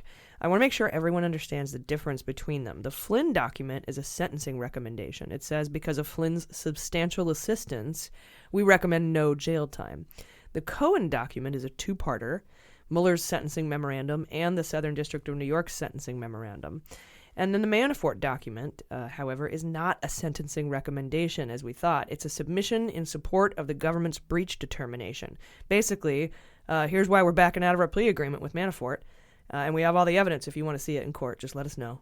We have the documents, text messages, emails, and witness testimony. So the Manafort document is not a sentencing memorandum. And I just want you to bear, he's not yet been charged with crimes of collusion, as outlined in the redacted Rosenstein memo that outlined the scope of the Mueller probe, nor has he been charged with crimes of conspiracy with Russia. And as you know, if you've been listening, I believe Manafort is facing superseding indictments for crimes of collusion, and since the government is backing out of the plea agreement, they may now charge Manafort with those crimes, which he will have to enter a plea for. If he pleads not guilty, we go back to trial. If he pleads guilty, he goes to jail, but upsets his Russian handlers. Or he could even try to cooperate again, though I'm not sure Mueller would have him back at this point, after the scathing report he filed this week about what a giant fucking liar he is. So Colluser. He is. He's a collusory. He's a collusory man. And then I talked to Renato Mariotti offline, and I said, "Hey, why is no one talking about these additional crimes of collusion?" And he said, he might not even charge these additional crimes. He might just lay them all out in the actual sentencing memorandum. He doesn't get sentenced until March 5th, and just lay those all out in the other memorandum instead of officially charging him. So we'll find out. Either way, that he either committed these crimes and he'll be charged, or they'll just include him in his sentencing memo. Right. At the end. So let's go through these filings. First, the Flynn document. While it was highly redacted and didn't give any big clues into Russian collusion, it did say that Flynn was assisting the special counsel with 3 different investigations. An unnamed criminal investigation, the Russia investigation came second, and a third totally redacted investigation that doesn't even indicate if it's criminal, which means it could be a counterintelligence investigation or a criminal investigation or a civil investigation. It doesn't even say. Of note in the documents is that in the first criminal investigation, Mueller says Flynn provided substantial assistance, which is the gold standard of cooperation. It goes on to say he provided assistance in the Russia probe, just regular assistance in the Russia probe, and he gave useful information in the totally redacted investigation. So there's 3 levels of cooperation, but he gave the most substantial cooperation in that first criminal investigation, not even the Russia probe. Mueller recommended no jail time. And indicated that this was because Flynn cooperated early and eagerly and with alacrity and with first-hand honest information, meaning he was in the room. This verbiage leads me to believe that this was a public statement to all involved that if you cooperate, and you cooperate early, and you cooperate hard, you'll get off with no jail time. And that to me is a clear counterpunch to Trump's dangling of pardons, effectively cutting his legs off at the knees. Yeah, and you'll get a little gold star that says, "I cooperated." And I know my address. Yeah. A little bumper sticker. My kid is cooperating. I'm a cooperating witness in the Mueller probe. My kid is a cooperating. I'm going to get Trump that bumper sticker because it's probably going to be true. Oh, snap. He's got a couple kids that are probably going to cooperate. Mm-hmm. And that's what he's saying to people like Kush and Ivanka and Junior, like, hey, man, cooperate early, cooperate good. You might get a no jail time recommendation, or you can try the pardon thing, and I'll find a way to, that'll be illegal, and you'll still go to jail. Good luck with that. Yeah. So he's like, come to where the pardons are, which is this side of the aisle, not that side. Exactly. And it's not a pardon, but you know what I mean. Come to where you can get no jail time. So that's he's countering that pardon dangle situation, which is going on openly and in the public for everyone to see, with Trump not taking it off the table. And I think Giuliani said today that he should, somebody said today, I have to look it up, that he should pardon Manafort. Yeah, that Trump should just out in the open. People are going to look back on this and be like, how did you guys let him get away with all of this in real time? But I think that's the point, is it takes so long when you're going through it. It was Matt Gaetz. Matt Gaetz. Okay. Yeah, douchebag. Gaetz. Yeah. Date rapey Gaetz. Mm-hmm. Date rapey Gaetz. Yeah. That's going to stick. He's the one who came out and just openly told Trump he should pardon Manafort. They just pardoned him. Ridiculous. So there are 2 documents in the Cohen filing. I'm going to go over the Cohen stuff first. One from Mueller and one from the Southern District of New York. Southern District of New York lays out all his crimes and isn't really recommending leniency at all, basically saying he's a bad hombre and he committed crimes from a place of privilege and he should pay for it. They were mad. Yeah, the I like that SDNY is language. like, we aren't even fucking around right now. They said, here's my take on it. On the Mueller Cohen doc. Okay, so this was filed in tandem with the document from SDNY, but I would talk about the Mueller filing. It was only 7 pages. The SDNY one was like 40. They were angry. So after they get through the business of saying, and this is the Mueller document, after they get through the business of saying Cohen admitted to lying to Congress and the public about when the Trump Tower Moscow deal had ended, he told us January 2016 when it was actually June 2016. It says that he did this to support the president's narrative and minimize links between Russia and Trump, and to give the false impression that the Tower deal ended before the Iowa caucus and the first primaries. But not only does it say he did this to trick the public into thinking Trump had no Russia ties, but to, quote, limit the ongoing Russia investigations being conducted by Congress and the special counsel's office, unquote. It then goes on to say Cohen kept lying about this in 2017 and into 2018 to Congress, and it wasn't until September 2018 that he told the truth. He even lied about the Trump Tower Moscow in the first meeting he had with special counsel that he had with Mueller, that Cohen set up. He's like, let me come in and talk to you guys. And they came in and still said that the Trump Tower stopped in January, and they're like, dude. Yeah. Idiot. So I mean, it makes sense if you're going to lie. You make it seem like you're doing the right thing. Yeah. So Yeah. And then it says Cohen's cooperation starting in his second proffer session. And remember, he was still lying about Trump Tower Moscow in the first one. It was significant for, this is the second proffer session, was significant for 4 aspects. First, Cohen provided info about his own contacts with Russia during the campaign and his discussion with others in that respect.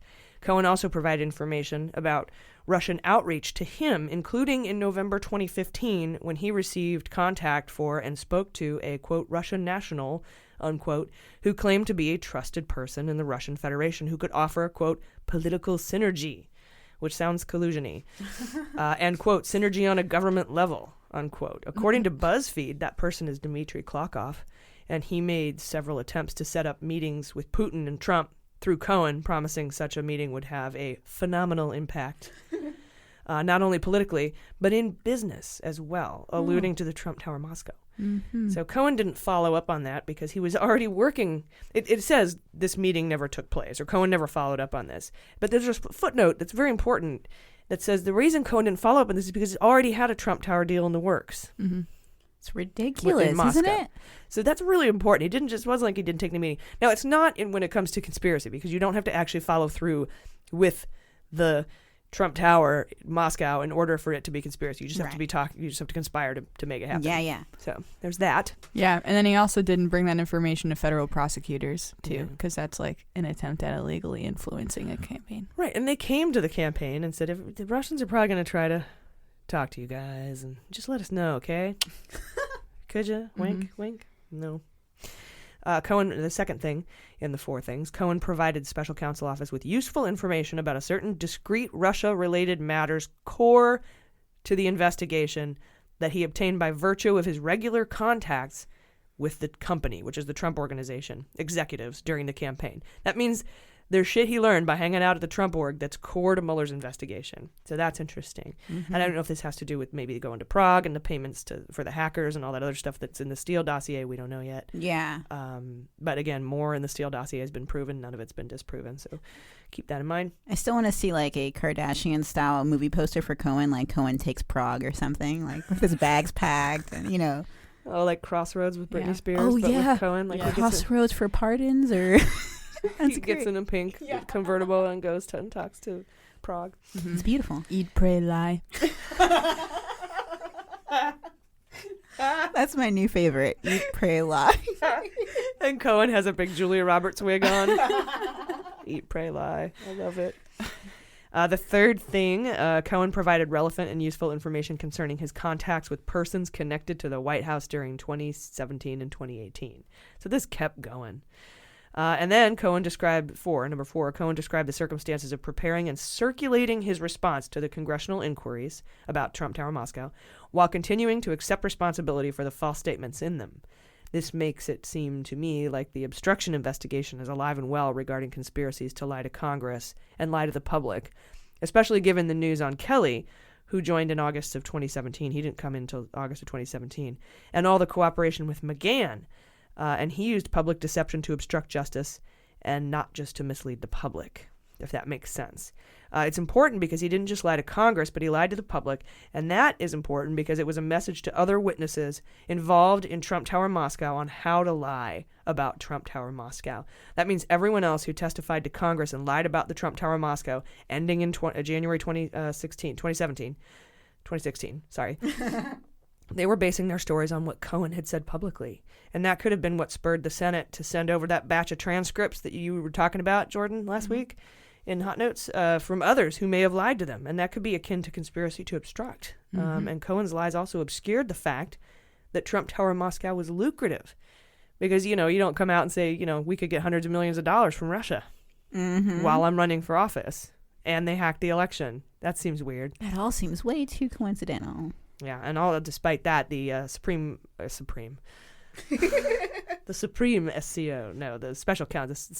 Counsel's office. Yeah, with sour cream and tomatoes.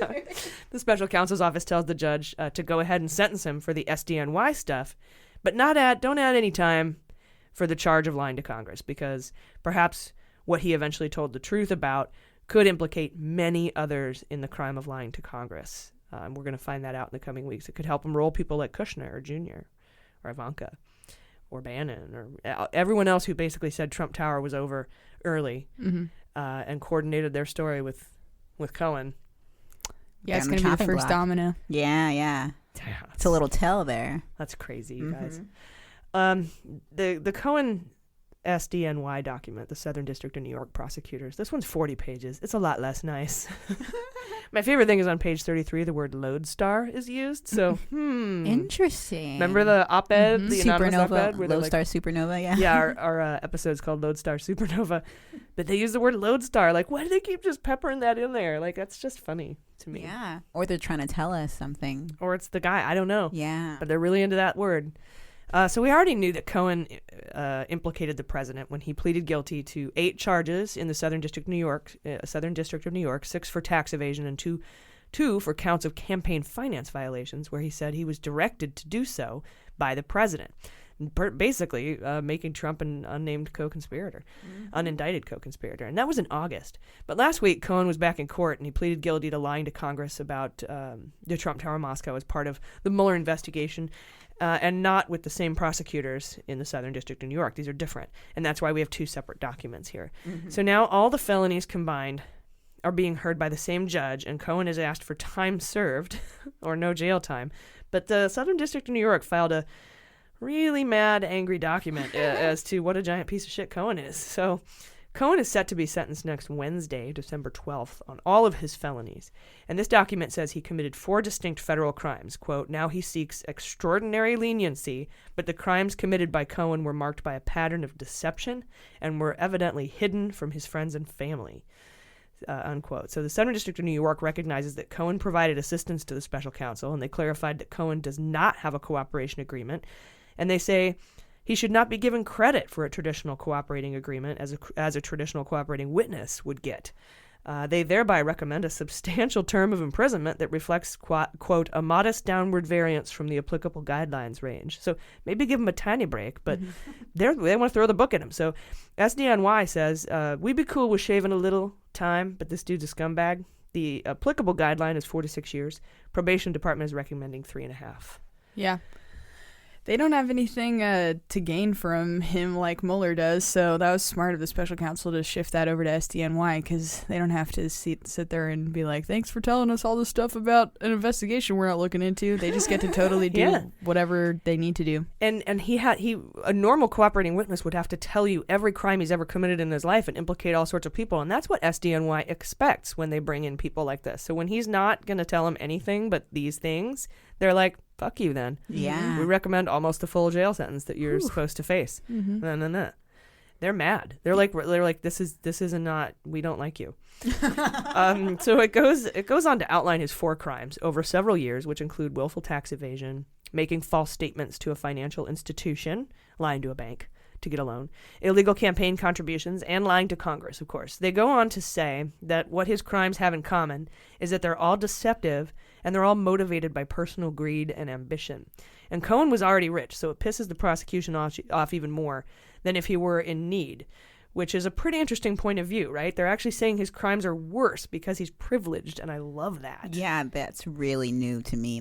I'm beautiful, but this is a new kind of push for that in law.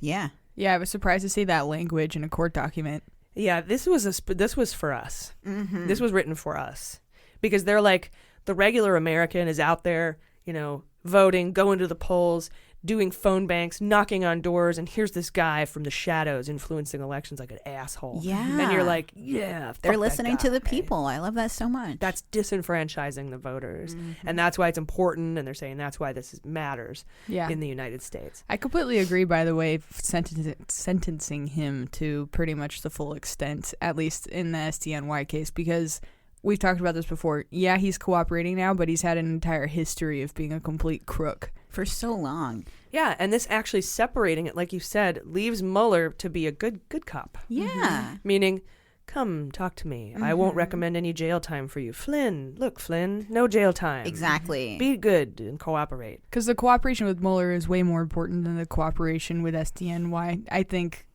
Yeah, no, that makes sense. It's all important. You should be telling the truth all the time. But in terms of the implications for the greater investigation, it's good that Mueller is able to provide an incentive like that. Yeah, it's good for Mueller to stay a good cop so that he can entice people to cooperate. Because in the face of all this public obstruction of justice, where where Trump's dangling pardons and everyone's releasing their testimony, so everyone can make it the same. Cohen went public with his. Corsi went public with his plea agreement. Manafort blew up his plea agreement. They're all just being totally out and open in public about the lies they say, so that everyone can tell the same lies. I have a question for you, AG.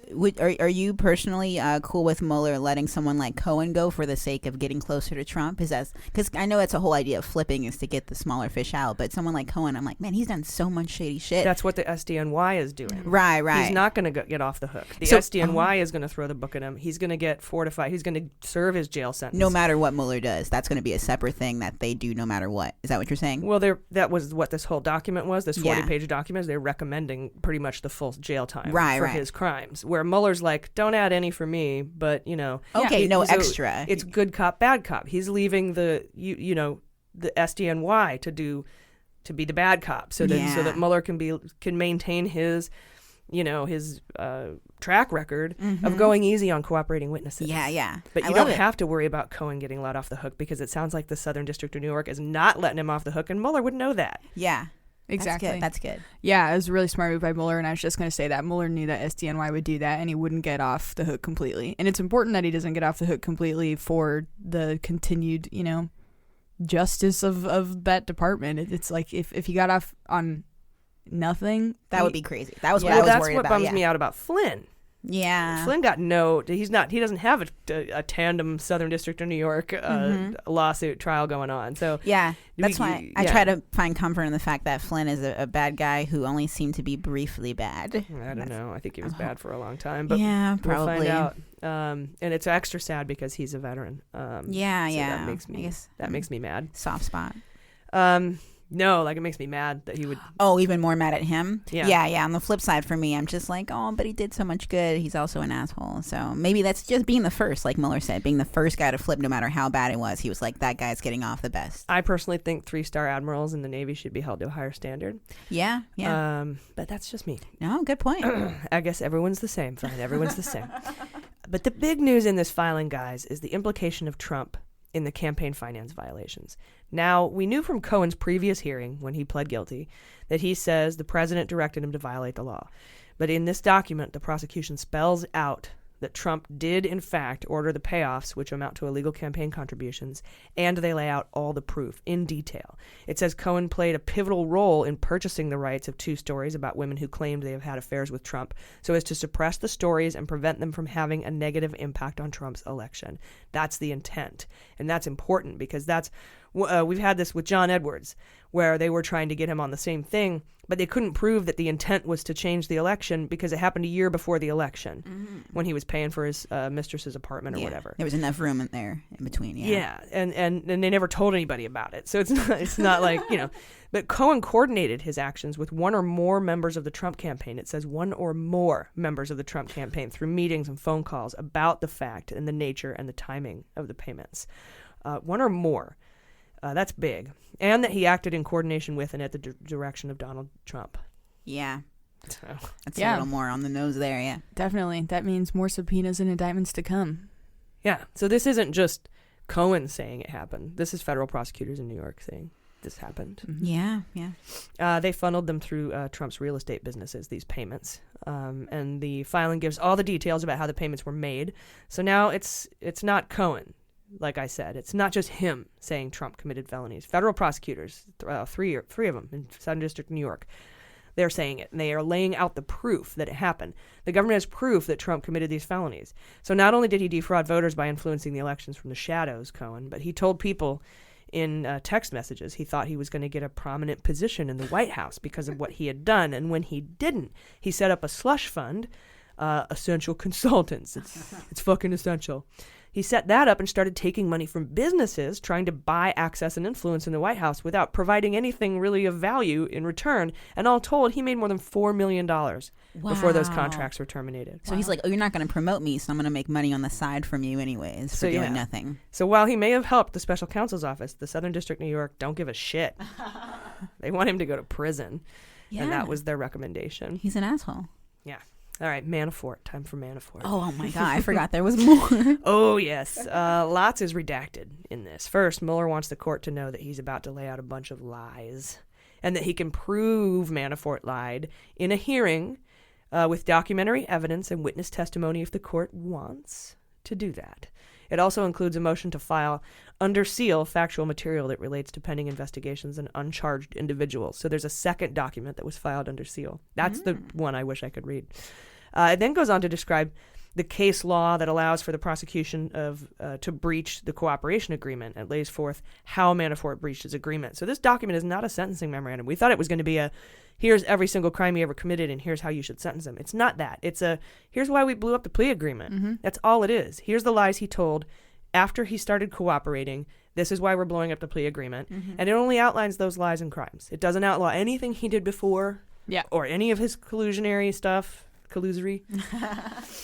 So the first thing, it says interactions with Kalimnik. So first he lied about interactions with Kalimnik. And if you remember, Konstantin Kalimnik is the guy who was indicted alongside Manafort. He's the guy who was the go-between between him and Deripaska, right? Like, he's the one who sent the message to Kalimnik, like, if I give up, campaign briefings to you that you sent to Deripaska, will this make us whole? Mm-hmm. Because he owed Deripaska like $19 million from a telecom deal that went shitty, right? So first, he lied about interactions with Kalimnik after he started cooperating, and then much of the document is redacted. It appears to say what he lied about and what really happened, both of which are redacted. And then it says the evidence included electronic communications and travel records, and when they showed those documents to Manafort conceded. When he said, "Here's your travel documents," so he's like, "Oh yeah, I met with Kalimnik." We may, and he and Kalimnik discussed or may have discussed redacted at each meeting. So that's probably, I think that's Deripaska or the Trump campaign. Yeah. So there were multiple meetings, possibly one with Deripaska, and they have proof of Manafort's travel and maybe Deripaska's and Kalimnik's travel as well. And they discuss something that's been redacted. Then there's more redacted stuff about Kalimnik. The number 2 thing on there is Kalimnik's role in the obstruction conspiracy. And this is about Manafort reaching out to 2 witnesses through Kalimnik to get them to change their testimony. Manafort lied about this after he entered into his plea agreement. This is the thing where that blew up his bail and got him thrown in the clink. The suborning perjury. Yeah, and he continued to lie about it after he agreed to cooperate. Then he admitted he conspired with Kalimnik to suborn witnesses, trying to get them to exculpate him of FARA violations. Now, this is funny because every single thing that he lied about, he eventually Oh, yeah, I love it. Mm-hmm. And this is all in the last couple. This is after he started to cooperate. That's crazy. It's ridiculous. It is. Yeah. He's just got to be like, dude, I'm going away for a long time. I'm just going to do whatever I can right now. To stall, yeah. Yeah, he's just pushing back the inevitable. He's already in jail because he suborned those witnesses. And so it's like, you dumbass. And they won't let him wear a suit. He's got to wear his green jumpsuit. I love it. Good. The number 3 thing is payment to a firm working for Manafort. This is about a $125,000 payment Manafort lied about from firm A to entity B. And then there's a bunch of redactions. I can't guess what this was for, other than maybe a little conjecture. Perhaps it was about that whitewashed report on Timoshenko by the Skadden law firm, maybe. Or maybe a payoff for the conspiracy to lie about Farah, where he maybe paid those 2 people. I don't know. My beans are on the first one, the whitewash. It's all redacted, and I can only speculate. But it does say Mueller has documentary evidence that the payment was not what Manafort said it was about. So That's all that matters. I know. And then number 4 is mysterious. It's another Department of Justice investigation. This says that prior to the cooperation agreement, Manafort provided information about person name redacted that was pertinent to an investigation in another district. But after his agreement, he changed his story and gave up exculpatory information about the redacted person, and then changed it back when shown notes of his own testimony in the earlier proffer sessions prior to the plea agreement. So he can't even fucking remember what he lied about. Yeah. So he came in, he gave this information about name redacted, and then he came in after his plea agreement and said, changed his story about that guy, or lady, probably guy. Right. And then they said, but you said... and here's when you said, and he's like, oh yeah, that's what I meant. Like he can't even. That's a true pathological liar right there. They get their lies mixed up. Yeah, he's such a piece of shit. And then number 5, contact with the administration. After his plea agreement, Manafort said he didn't have direct or indirect communications with anyone in the administration. You said no. The lie detector test determined that was a lie. So here we go. Quote, the evidence demonstrates that Manafort had contact with administration officials, unquote. For example, in a text exchange from May 26, 2018, Manafort authorized a person to communicate with the Trump administration officials on Manafort's behalf. And Mueller had all the text communications. And this sounds like maybe that could have been that foldering thing that was going on when he was trying to get he had a spare laptop brought in. And but that was back in May. I don't know. That's interesting that that might come up. I don't know. But apart from all that, there was, like I said, a second document filed under seal about uncharged individuals and ongoing investigations. Those are those superseding indictments I've been talking about for a year. That's what's in there. And it's important to note that this is not the sentencing recommendation, like I said, for Manafort. And what I want to know, again, is why nobody's talking about what happens with the crimes he's committed that he's not been charged with. All the conspiracy crimes, collusory crimes, crimes... We asked, like I said, I asked Renato Mariotti about that. He's that law professor. He's the host of On Topic, the podcast, great podcast. And like I said, he said there's probably more conduct they could charge Manafort with, but it's more efficient to present the judges, yes, there are 2 judges because there's 2 cases, who are already sentencing him so they can factor them in. In that case, we would hear about the crimes of collusion in the sentencing memorandum whenever that comes out, sometime before March 5th, unless it gets pushed back again. All right. Put some beans on it. Yeah. Well, that's it. Those are the big 3. Woo! That's my brain is so packed right now. Like that's a lot of information at once. Why do you think they did that all in the same week? That's just how the cards fell, man. I guess so. That's pretty nuts, though. I love it. I love that it all rolled out the same week. It was a lot. Yeah. To get in a week, but I think the Cohen and the Manafort filings have separate redacted filings. Yeah. That we don't get to see. Thanks for breaking that down too. Yeah. Because it was harder to process in real time when the news was rolling out. And now I'm like, oh, okay. It was so much. Yeah. And people, I appreciate them going through the details and stuff, but to look at it big picture, I think is important. We have to kind of pull all that together and just remember that these aren't all the things. There's always more. It's all yet to come, and he can't release anything that could be, harmful to any open and ongoing investigation. So we knew that until and unless the Stone indictments came out, there's a lot of redacted that stuff. all this was going to be redacted. Yeah. We knew it. But there's still so much from even the unredacted parts that I can't even imagine what an episode would look like if we got all the information. Yeah, I want the second They're under coming. seal. Yeah. Memorandums. Yeah, there's so much fun conjecture that came out of even the released, redacted images. Like, people found out that the length of Donald J. Trump would be the exact same length as some of the redacted elements in this. Yeah, Scott Stedman showed that. It was like pixel size. Brilliant. Yeah. Exactly. I loved all the jokes that came out of it. The memes, the redacted memes. Trump has tiny pixels. I'm sure. Yeah, the redact memes were good. Yeah. We posted a picture of the United States flag. That was a good one. That looked like a redacted document. Yeah. Where the stripes were the redaction. They did the Outcast album cover. I think it was Stankonia or something like that, because it has like an American flag in the back, and they put the redacted picture over it. Yeah. A mural went up. Yeah. A huge mural went up of the redacted documents. People are creative, man. I've got some great pictures of, instead of it saying Trump Tower International, it says Individual One Tower. And we should start referring to him as Individual One now. As much as we can, That's what he is. Yeah. A fun drinking game. Or another nickname I came up with, and I'm sure that I'm not the first to come up with this, is that somebody was talking about the payments and how they were, made on accident or something like that. And I've said, oh, yeah, it must be just like how he accidentally must have just fallen into that Playmate. Maybe a couple times because he's a two-pump Trump. And then I left it at that. And then I said, I'll show myself out. Two-pump Trump. Yeah. And then I wanted to show myself out for saying I'll show myself out, because that's also kind of a hack That's joke. beautiful. What if his slogan for 2020 is like 4 more pumps? 4 more pumps. Oh, nobody wants that. No one. All right, you guys. We'll be right back. Thanks for listening to Mueller, She Wrote. The she in Mueller, She Wrote is no accident. Did you know we are 100% women-owned and operated? Every single person that helps make this podcast possible identifies as a woman. Our creative and web design, our engineer and producers, our editors and digital media manager, our agent, our ad execs, our merchandising manager, and even the postal service clerk that helps me with shipping in our P.O. box. All women and all LGBTQ plus allies. We will continue to employ and partner with women as our podcast grows, but we could use your help. Please support women in podcasting by visiting MuellerSheWrote.com and become a patron today. Alrighty, ready for the Fantasy Indictment League? Yes.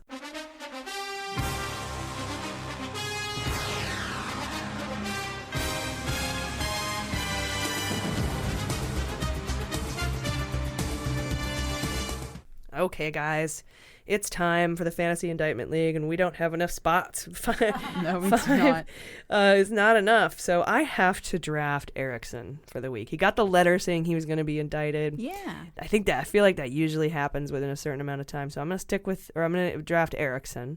I'll stick with Stone and Assange and a Corsi plea agreement. I still think he's going to flip, Jordan, like you were saying. Mm-hmm. And then a Butina plea agreement. I think we might get news on that. It's been in the rumblings. It's just been rumors. Nobody gets points for it yet. So I'm going to do that. So Corsi plea agreement, Butina plea agreement, Stone, Assange, and Erickson. Whew. That's good. It's as good as it gets. I'm like, what could I even say to that? I feel like I'll just stick with a rando for the fun of it, but I'll do my usuals as well. I'll do. Now, keep in mind, too, Manafort could be brought up on additional crimes. He will. He will for sure, I think. I just don't know if it's this week. Well, because Renato was saying that they might not. They might just spell it out in the sentencing agreement. Yes, but that's true. I take back my for sure. I didn't go to law school. I don't know what the hell I'm talking about here. Good point. You know, I wanted to add Scott Free to my rando. We never talked about Scott Free. Oh gosh, that was a great day. Yeah. Okay. So I've got Kush, who I know is a big fish, but just holding out hope. Butina, plea deal, still have her. I believe I had Corsi last week, so I'll keep that and plea because he hates Trump now. And well, he doesn't. He's not Credico. He's not the one who hates Trump, but I think he's gonna go number. He still might go number. Okay. Go number. Yeah, I'll keep him in there. And man, they should have a sitcom. I keep confusing them, Corsi and Credico. I'm gonna do a rando, and then one more. Who do I normally have? There's so many that I mix them up now. Stone, Assange. I don't have Butina, yeah. Okay, Butina Erickson. I do have. I don't have Erickson, even though I know it's likely to happen. I just want to be different, so I'm gonna do. Play to win, Jaleesa. Yeah. My last one, I'm gonna pick Stone. All right. Yeah, I would definitely have Stone on there, even though we've been saying for weeks now we should get those indictments. But any week now, yeah. But they could be delayed by the Miller case, the Miller subpoena case that's going through the courts right now, where he's challenging the constitutionality of Mueller's appointment. they might be waiting for that to wrap up. Yeah. He could be really pressing Corsi. That could take a while to get him to flip. You never know. But We'll see. Yeah. I got to keep Stone on there. I gotta. And now this Assange thing where they announced that he's free, not free, but Ecuador's good with him being kicked out of the embassy, the Ecuadorian embassy. You know what? Yeah, I'll replace my rando with Assange. That one's too good. I can't let it go. It's just too good. All right, what do you got? Okay, so it's hard because there are so many, obviously, but I think what I'm going to do, I'm doing Trump org. I'm going to do Butina plea deal. I'm doing Erickson. I'm doing Corsi plea deal and Assange. And I'm leaving out Stone because I'm thinking maybe for this week at least, the likelihood of them going for the smaller fish first or something would make sense. I think the Trump org has a good chance of being indicted. So. Indicted by Mueller or just indicted? Is that indicted? You said we can count, right? Because they were just subpoenaed for the Emoluments case. Yes. So it's not going to be that this week. Oh, like that's the biggest thing you think they'll have for a while is that subpoena, you think? They won't move that quickly, you don't think? They just send out the subpoenas. I don't know how these things work. How long does it take? They haven't usually? even interviewed them. Okay. Well then, whatever. But that's the Emoluments case. That's DC and Maryland court. That's not part of the Mueller investigation. Right. But didn't you say that it's got nothing to do with Russia either? I thought you said we could still do that Trump for financial case. stuff. The Butina one. And you can do the Trump organization as it relates to the Mueller investigation. No. Okay. Yeah, no. Okay, well, now I'll replace Trump work with Stone. Nice. That's All good. right. That's good. No, I don't want to feel like I was twisting your arm on that. No, I feel like that's you totally make the fair. rules, so it makes sense that we would look to you. I do feel like just because it's Trump related, even though it's not Mueller investigation related, if it relates to indicting an organization that has his own name in it, part of me feels like it is should impeachment count, related. but it is not the Mueller investigation, and that is fair. it actually has nothing to do with Russia. It's just emoluments. Yeah, no, that's totally fair. Just bad But Trump. it does have to do with bad Trump. Yeah.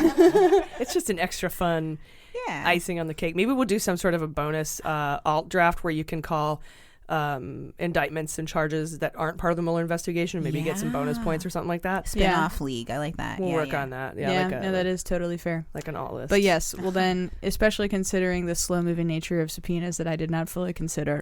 Anyway, even if it was relevant to the Mueller investigation, I'm going to take them off and replace them with Stone. Okay. Nice. Sounds good. All right. And I don't know if it's a slow moving as much as there's like 18 of them. Yeah. And they've got to interview all those folks and get all the documentary evidence. Just time consuming in general. And they've just subpoenaed the Trump org for all those documents and stuff. And they'll slow roll that shit. Yeah, for as long as they can because they're a-holes.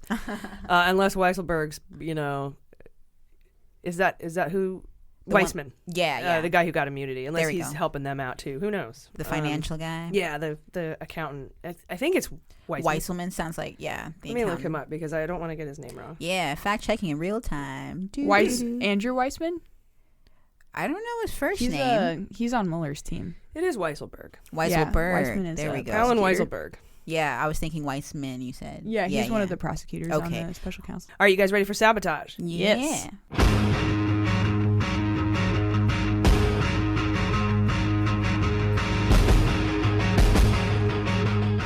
This does definitely. This is in the true spirit of sabotage. This is going to throw a wrench into at least my fantasy indictment pick this week. According to reporting from Vanity Fair's Gabriel Sherman, Don Jr. is facing an indictment for lying to Congress. And Jackie Spear said this week on television he lied multiple times to Congress. And this week, he left for Canada. Gabriel Sherman was told by a source familiar with the matter that, quote, they think the bomb is coming this week and he doesn't want to be anywhere near a microphone if the bomb drops. Damn. At least he's smarter than his dad. He's like, I don't want to even, put myself in more trouble by having a microphone near me. Yeah. I saw that he was going to Canada, but I didn't even think about that. I thought he was hunting. He is. He's hunting in Canada. Oh, yeah. Hunting for a better lawyer. Yeah, hunting for a PR firm to help him out of all this. Yeah, for a clue. So I have to. So that means if I add Junior, I have to take someone else off. So I have to either take Erickson, Stone, Assange, Corsi, or Butina. Oh, Corsi, right? And I'm going to take Corsi off of there because he could take a while. Totally. If they indict DTJ for lying to Congress, would that not mean that there's everybody else that lied as well that's going to come out at the same time? Or do you think he would come out first for some reason? Well, the only reason is because somebody close to him said that he's in Canada to avoid that. Yeah. In case it happens. Like one of so his that's why I was homies. like, oh, it's this week. Okay. They think it's this week. Yeah. What's interesting to me is that I feel like Mueller would, and he might have already done this, gone to these guys who lied to Congress, particularly maybe about the Trump Tower Moscow thing. That's just one thing that he knows that a bunch of people lied about. And Cohen kind of orchestrated it when he publicly said what his lies were. I think that if he's indicted for that, lying to Congress, I feel like he'd go to him separately and say, hey, like give him what course he got. I got you lying to Congress, so here's what I'm going to offer you if you cooperate. Yeah. And I don't think we would hear about that indictment until he sort of made that offer to the kids. You want to That's a good flip on point. Papa? Flip on Flip on Papa? Flip on Papa? I love it. I like that. I'm going to actually do the same switch. I'm going to take off Corsi and put Individual 1 Junior on there. Yeah, it's Trump is individual one. Yeah, Junior. No, Trump is individual one. So Well, this no, is she's this saying is- individual 1 Junior. Oh. I I'm know, you couldn't no, it's shake not. it. You're like, Yeah. yeah, it is. No, it's not. Yeah, it is. My brain's like that too sometimes. Oh, individual one means Trump, and so individual one junior is Trump Jr. Yeah. It doesn't. It's not as smooth, so I can see how it goes over your head. I miss a lot, you guys. Believe it or not, I do. It happens. It happens more frequently than I like to admit. Anyway, so all right, cool. I don't know though. It's like he could. They might wait. You know, like I said, it might be secret back dealings where Mueller's like, hey, buddy, psst, hey, God, you lied to Congress. You want to help? You want to help? But he could be indicted. I don't know. I don't know. Maybe he's the indictment fight, subpoena fight. You know, we know. That's holding everything up. Yeah, it could be. I don't know. But then people are also saying it could have been John Kelly and that timing we talked about earlier. Yeah. I know we'll find out one day, but I want to know now. Those are big beans. Yeah, I'm eager for those too. They are. They're super big beans. What friend was it that said he's fleeing to Canada? Yeah, what kind of friend are you? Seriously. Like, I didn't know. The lion that he's hunting. Yeah, that's brutal. Maybe it was Dick Cheney. He's like, oh, hunting's not a good idea. Yeah.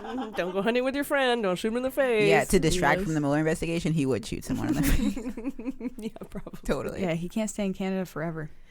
I think. I mean, yeah.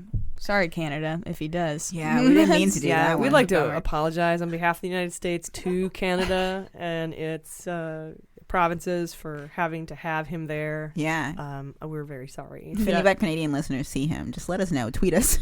Can you imagine like him going through customs? Like, what brings you to Canada? Fleeing indictments. Yeah, you know, typical. Looking for a safe house. You got any cabins? They should like spray him with the what did they do with the tear gas with the people at the border? They should do that to Don Jr. as he's going through Canada. Every tear gassing invaders into our country. Yeah. Oh my God, that's terrible. Okay, I do think I am gonna put him on my list, and I'm gonna take Stone off for this week, or Okay. replace him with DTJ. All right, kind of the same logic you had. Yeah, going there. yeah. All right, cool, guys. It's time for the interview. And this week we had a discussion with Grant Stern, so check it out. So joining us today to discuss some bits about the Cohen findings this week is editor of Occupy Democrats at thewashingtonpress.com. He's the producer of the Dworkin Report podcast and publisher of thesternfacts.com, Grant Stern. Grant, welcome back to MSW. Thank you for having me back on the program, AG. I appreciate it. Yeah, no problem. So you wanted to talk to me a little bit today about a guy named Weldon. And way back in episode 32 we released on June 10th called Manafort Slapped with a Superseding Indictment, our Fantasy Indictment League was a bit about this guy. So I basically went over a report after, we went through the Kalimnik indictment and we all got points for that. And then, because that's part of the Fantasy Indictment League. And I also added Sean Hannity and somebody named Alaham and Muzin, two friends of Brody, to my Fantasy Indictment League that week. And then during that report, I talked about Natasha Bertrand, who's a staff writer at The Atlantic. She put out an article on ex-congressman Weldon, who has ties to Trump and Russia. 20 years ago, he lost his bid for re-election in Pennsylvania after an FBI investigation exposed his ties to two Russian companies. And back in June, Dianne Feinstein wanted the Senate Judiciary to interview Weldon about his suspicious ties to Trump and Russia. It seems that back then he seemed to know about Trump wanting to lift sanctions on Russia. And he knew about the role a Russian oligarch may have played in trying to influence the Trump campaign, and a significant instance in which a foreign national wanted to sway Trump through one of Trump's closest advisors. And I can't help but think that that might have been Cohen. And this sounding like it, starting to sound like it. This guy might have the intel, I said back then, this guy might have the intel about a specific quid pro quo. So I'm adding him to our fantasy indictment draft. Natasha reports he's likely connected to Artemenko, Cohen, and Sater, and was probably funded by Vexelberg, all of whom have been questioned by Mueller, except for Cohen, until now. So the $500,000 payment to Cohen by Columbus Nova was likely about this Ukraine peace deal, and Dianne Feinstein believes Weldon is the linchpin in that. So what now that we've got these Cohen documents, and now that I'm reading back, it seems to just slide in really nicely, doesn't it? It certainly does, doesn't it? So I want to first start by acknowledging my co-author, Patrick Simpson. He's on Twitter at Patrick L. Simpson. And we started writing a series on the Stern Facts called The Grand Old Putin Party. And yeah, you can laugh. It's okay. We laugh when we say it too. We think it's a good title. But what happened is, so we started examining, we're like, man, there's this one guy, and he's like the Forrest Gump of Russian lobbyists. He's everywhere. Okay? Like, he just turns up everywhere. But he's very smart. Anyway, so we kind of like saw this guy, and we're like, man, this guy is like really close to the Heritage Foundation, and he's having these annual events, and people are coming to these annual events. Like, who are these people that are going to these very frequent Russia events? And then who are the people that continued going? And so we started writing this series, and we released the first 10 parts in May of 2017, outlining how this one fellow was a Republican, a Russian-American Republican, basically lobbyist for Putin that wasn't registered. And after that series came out, about a month later, I told Patrick to write the story that he wrote on Weldon. He dug up Weldon. We talked about it. We're like, this guy is definitely a player. Like, Rohrabacher is a player.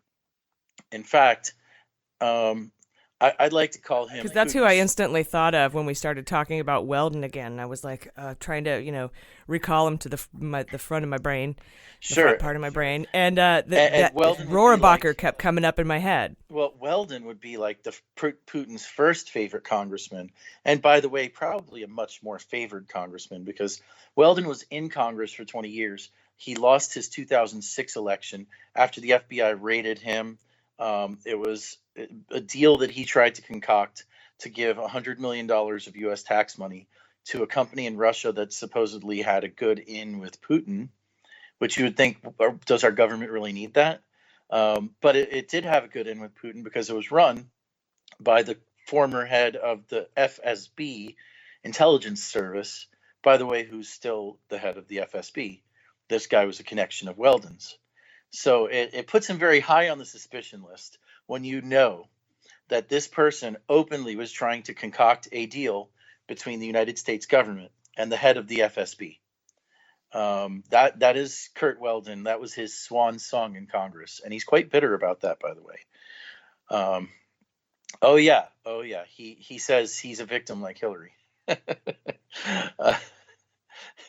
Yeah, nice. But here's the thing. So, we researched Cohen and Weldon, and I mean, they intersect when it came to that back channel Ukrainian peace deal.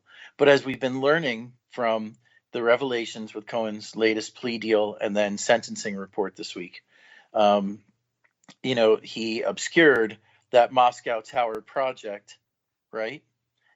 He obscured that he was doing with Felix Sater, the Russian mobster, Russian-American mobster, turned FBI informant.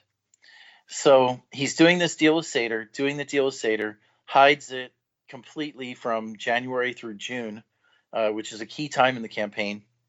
And then suddenly those two popped up again together for this Ukrainian peace deal. Weldon and Cohen. Well, Weldon had a role in it that nobody understood, but Patrick actually wrote about as part of our coverage in June of 2017. You see, Weldon wrote the plan, and he wrote it with a Ukrainian oligarch that connected to Paul Manafort. Oh, no, really?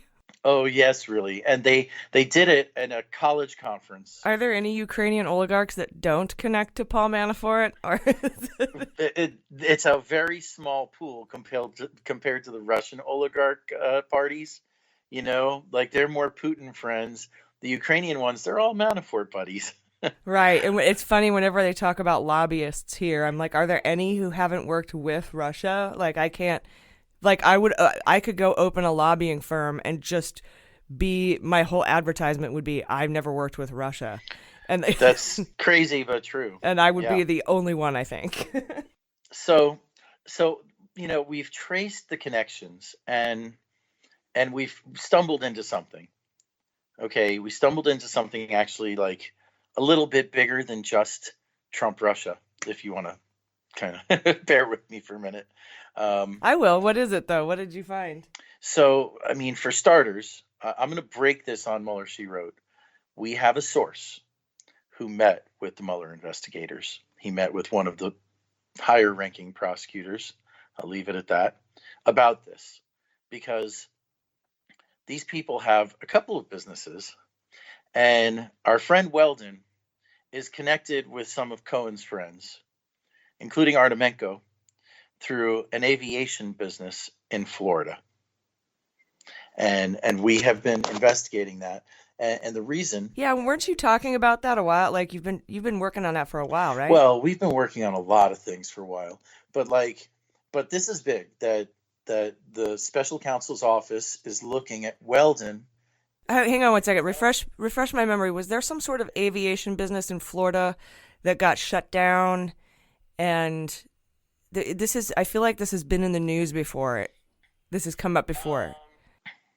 I don't know. The only other thing that has come up, and I don't know if it has any connection, it's just a Cohen Florida aviation connection, which is that Cohen actually, one of the items that he's being convicted of is hiding $100,000 real estate commission for selling a home in a Florida aviation community in Ocala. The aviation company that we found is in South Florida. Ocala is in North Central Florida. You know, Florida has these aviation communities. Yeah, it was. Yes, that was it. That was it, Grant. It was the aviation. It was the aviation community. That's what I was thinking of. Right. I believe that was part of his time working for the nation state of Qatar. They're another favorite topic of mine. We could do a whole podcast about that. But in short, the special counsel's office is investigating Kurt Weldon because he's on the board of a Russian mob-connected aviation company. That company is connected to Andrei Artemenko, who took the plan from Weldon and a man named Alexander Roved. They made it at a Pennsylvania area college. We have video footage of them with the plan. And it was actually drafted by a former Heritage Foundation lawyer, like he was involved in all this.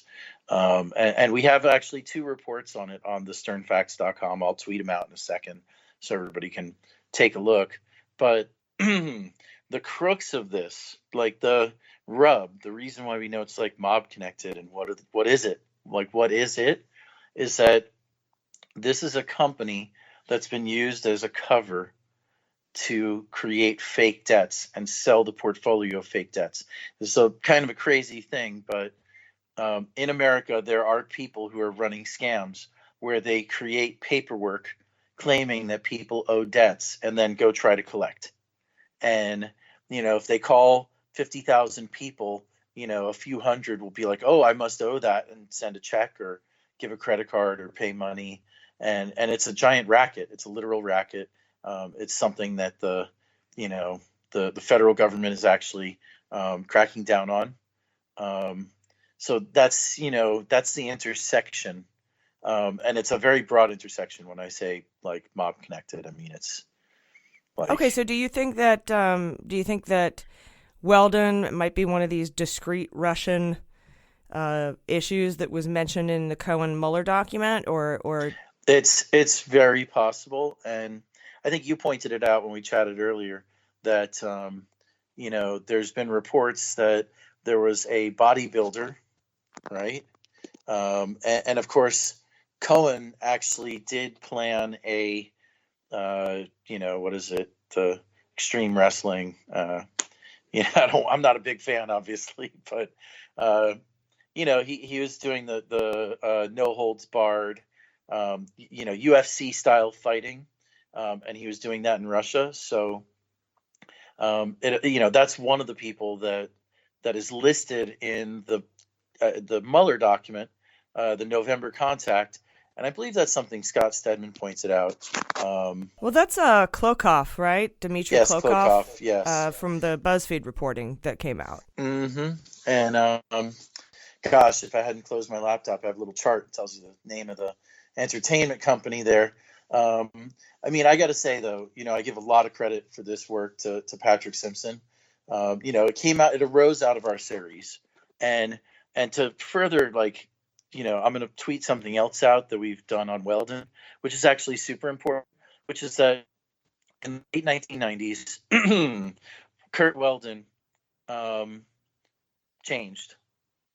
Okay. And we kind of observed that change and we reported on it because it's kind of relevant. You see, in 1999, he was going on CNN as a congressman and saying that America had been cyber attacked by Russia. That sound familiar? So they got to him. Well, a few months later, he started working on a peace plan, U.S. and Russia, new beginnings. Good old GRU. Yeah, after after one particular trip, and he started pitching that thing everywhere.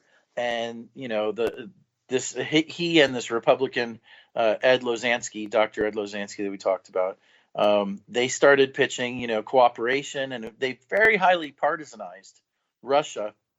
In the late 1990s, it was like Yeltsin and Clinton versus everybody else, and Republicans and the new people in their mind.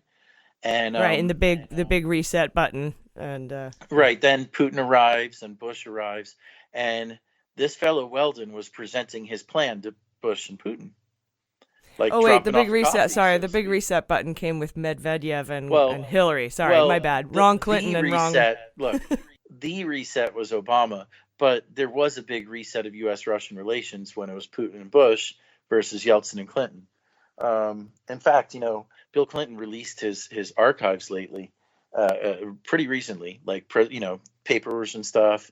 And there's a note from Yeltsin saying that I think Putin's a really good guy. It's good reading. Not really strategically important. But and poor Mitt Romney, he's been saying this all along. Russia's the enemy. Yeah, we're not laughing at Mitt now. Now let's see if he does anything about it in the Senate. He could lead the. We're sorry, Mitt. You know what? Mitt could lead the gang of.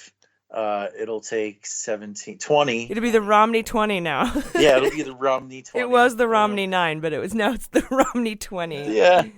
I was feeling really optimistic about the Senate chances for Democrats until I finally took a look at the map and went, oh. Well, yes, that's true. Grant, thank you so much. Everybody check out thesternfacts.com and Washington Press. Is that it? That's right. I'm at washingtonpress.com/author/Grant. Great. And thank you again so much for coming on. We always appreciate your insights, and your in-depth reporting is really, really, I think, important during this kind of an investigation, so that we can get sort of the context of what's happening and not just the top headlines. It is my humble honor to be invited on Mueller, She Wrote with you guys. Thank you so much. Thanks. All right. We'll talk to you soon. All right, guys. That's our show this week. Kind of a jam-packed show. Kinda, yeah. Our hopes of having a 45-minute podcast, as was recommended to us by everyone in the industry, went out the window like a season ago. Time ago. Yeah. I think we're going to start season 3 on January 2nd. Woo-hoo. That's when House takes the gavels, Democrats take control. And so that will be season 3, because now we're getting into reopening all the Russia investigations in Congress, and I think we're going to start seeing some of these major indictments come out. Yeah, and if we get to 10,000 patrons, we'll start putting out those 2 episodes a week. Yep. Yes, that's true. And another thing I was thinking of doing is just actually making additional episodes, not bonus episodes, but actual episodes, maybe one other episode and dropping it on Wednesday or Thursday when the midweek news comes out. Yeah. But keeping it for patrons. That's another thing we can probably do. Yeah, that's great. But if we want to do it for the public, we got to get to 10,000 patrons. Good point. So we'll start the habit of 2 episodes, but patrons will get all of it. Well, you'll get it daily with 10,000 patrons. We'll have a daily pod with 10,000 patrons, but it was 7,000 patrons. Oh, sorry, 7,000. Well, we're already, we're 3,000. Past. No, we're at 2,500. Yeah, so we're approaching that first. Oh, I'm thinking. Okay, my bad. It's okay. Numbers are hard for me too. I take it all back.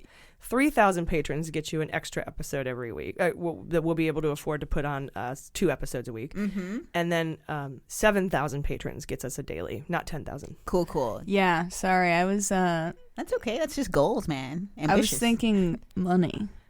Which we are very far from 10,000. Right. Yeah. That's a good point.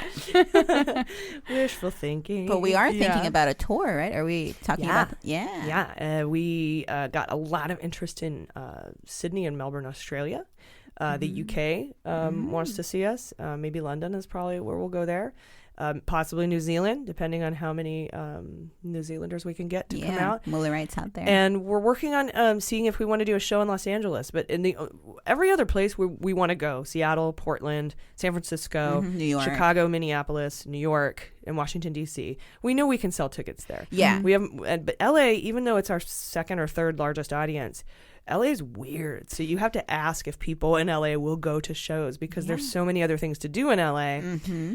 It's really hit or miss. You could have all the best advertising and marketing in the world and 2 people show up, or you could never tell anyone and it's sold out. True. So that's why LA is a weird market. That's why we're asking about LA. So find that tweet. If you're in LA and you would come to a show, find that tweet, reply to it, because our tour manager's watching that Twitter feed to see how much interest we get in a Los Angeles show. So. Sounds good. Yeah. So make a Twitter and then find us. Make a Twitter. Find our thing. And then, that'd be great. Follow us on Twitter also. And if you have a chance, subscribe. That's like the number one thing you can do for us for visibility purposes, because we really want to try to increase the audience to get the message out there about the Mueller investigation. There's so many people, and I know you guys have run into this in your daily lives where you're like, because we eat, sleep, and breathe Mueller, but there are people who are like, what's going on with that? I don't even know. They have no clue. And these are educated people too. A lot of them just don't keep up with this particular news cycle, and there's so much in it. There's too much to keep up with, is what is the truth. Yeah. And it's hard next to impossible. That's why we wanted to start the podcast. Yeah. Let's make it easy for you. Yeah, tell a friend. Yeah, tell a friend, and please subscribe on Apple Podcasts, also known as iTunes. And leave us a review. Yeah, leave us a review. We've gotten a lot of great reviews lately. Yeah, we like reading the negative ones, but don't leave us negative. Please don't leave any more. We can't take it. Yeah, so to counter the trolls that do that, that's why we need to get the good reviews on there. We appreciate it, and that's free. That's nothing to subscribe and give us a rating. So we really appreciate all of our patrons, and we really appreciate all of our listeners so much. I'm like really super like beside myself and honored with you guys. We have like the coolest fan base in the history of podcasts, and good people. So funny. You guys are so funny and just so engaged and so smart. It's so awesome. Sexy. Is that sexual harassment? Probably. Calling our fans sexy in one big group. Yeah, I'll cut that out. We're gonna be sued. Yeah, we're starting to get too many fans, so we're gonna have creepy people start seeping in probably. Oh yeah, I shouldn't start the creepiness. The John Spurlock thing came up in my memories. I remember. Okay, so John Spurlock was an early hater. Very early, like episode 1 or 2. One or two. OG hater. Yeah, he is old school hater, and let me see if I can find it here, because it popped up in my, you know how you do like a time hop or in your old feed. So here's what he said to us on Facebook a year ago, and this we've riffed on this comment for a long time now. We've got a lot of traction out of this. Spurlock. He says, "Oh, I see. You think you're an entertainer. Couldn't find anything useful to do with your life. By the way, I travel a lot and sit in airports, and when your shit comes up on my page, I feel you should also consider my opinion. If you do not put up your crap, people with real jobs wouldn't be commenting. Oh yeah, fuck you in the heart, bitch." That's right. Oh my God. That's the one. Oh yeah, line. I just remembered. Fuck you in the heart. So, and incidentally, yeah, as an afterthought, fuck just, you in the heart. You know, one more thing. It's a t-shirt idea in the future. Just put that whole thing on the t-shirt. The whole thing. Or one of those tattoos where people get like a big saying. Or yeah, something. The whole sleeve. That'd be great. As we're saying this, he's just sitting at home masturbating to this. He's still a fan, I bet. He He's just a grudge stopped tugger. talking. Yeah. Grudge tug. Mm-hmm. That's what we came up with for people who love to hate masturbate to our podcast. Yeah. Mm-hmm. Yeah. Master hate. Master haters. Grudge tuggers. I love it. Good stuff. All right, you guys, thanks so much. Tune in this week. We got a couple bonus mini-sodes in the book club and all that good stuff, so you don't want to miss it. You can listen to those if you're a patron, which you can do for super cheap. Just go to patreon.com/MuellerSheWrote.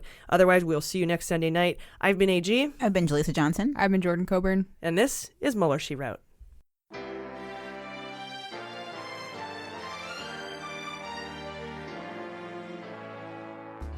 Mueller, She Wrote is produced and engineered by AG with editing and logo design by Jaleesa Johnson.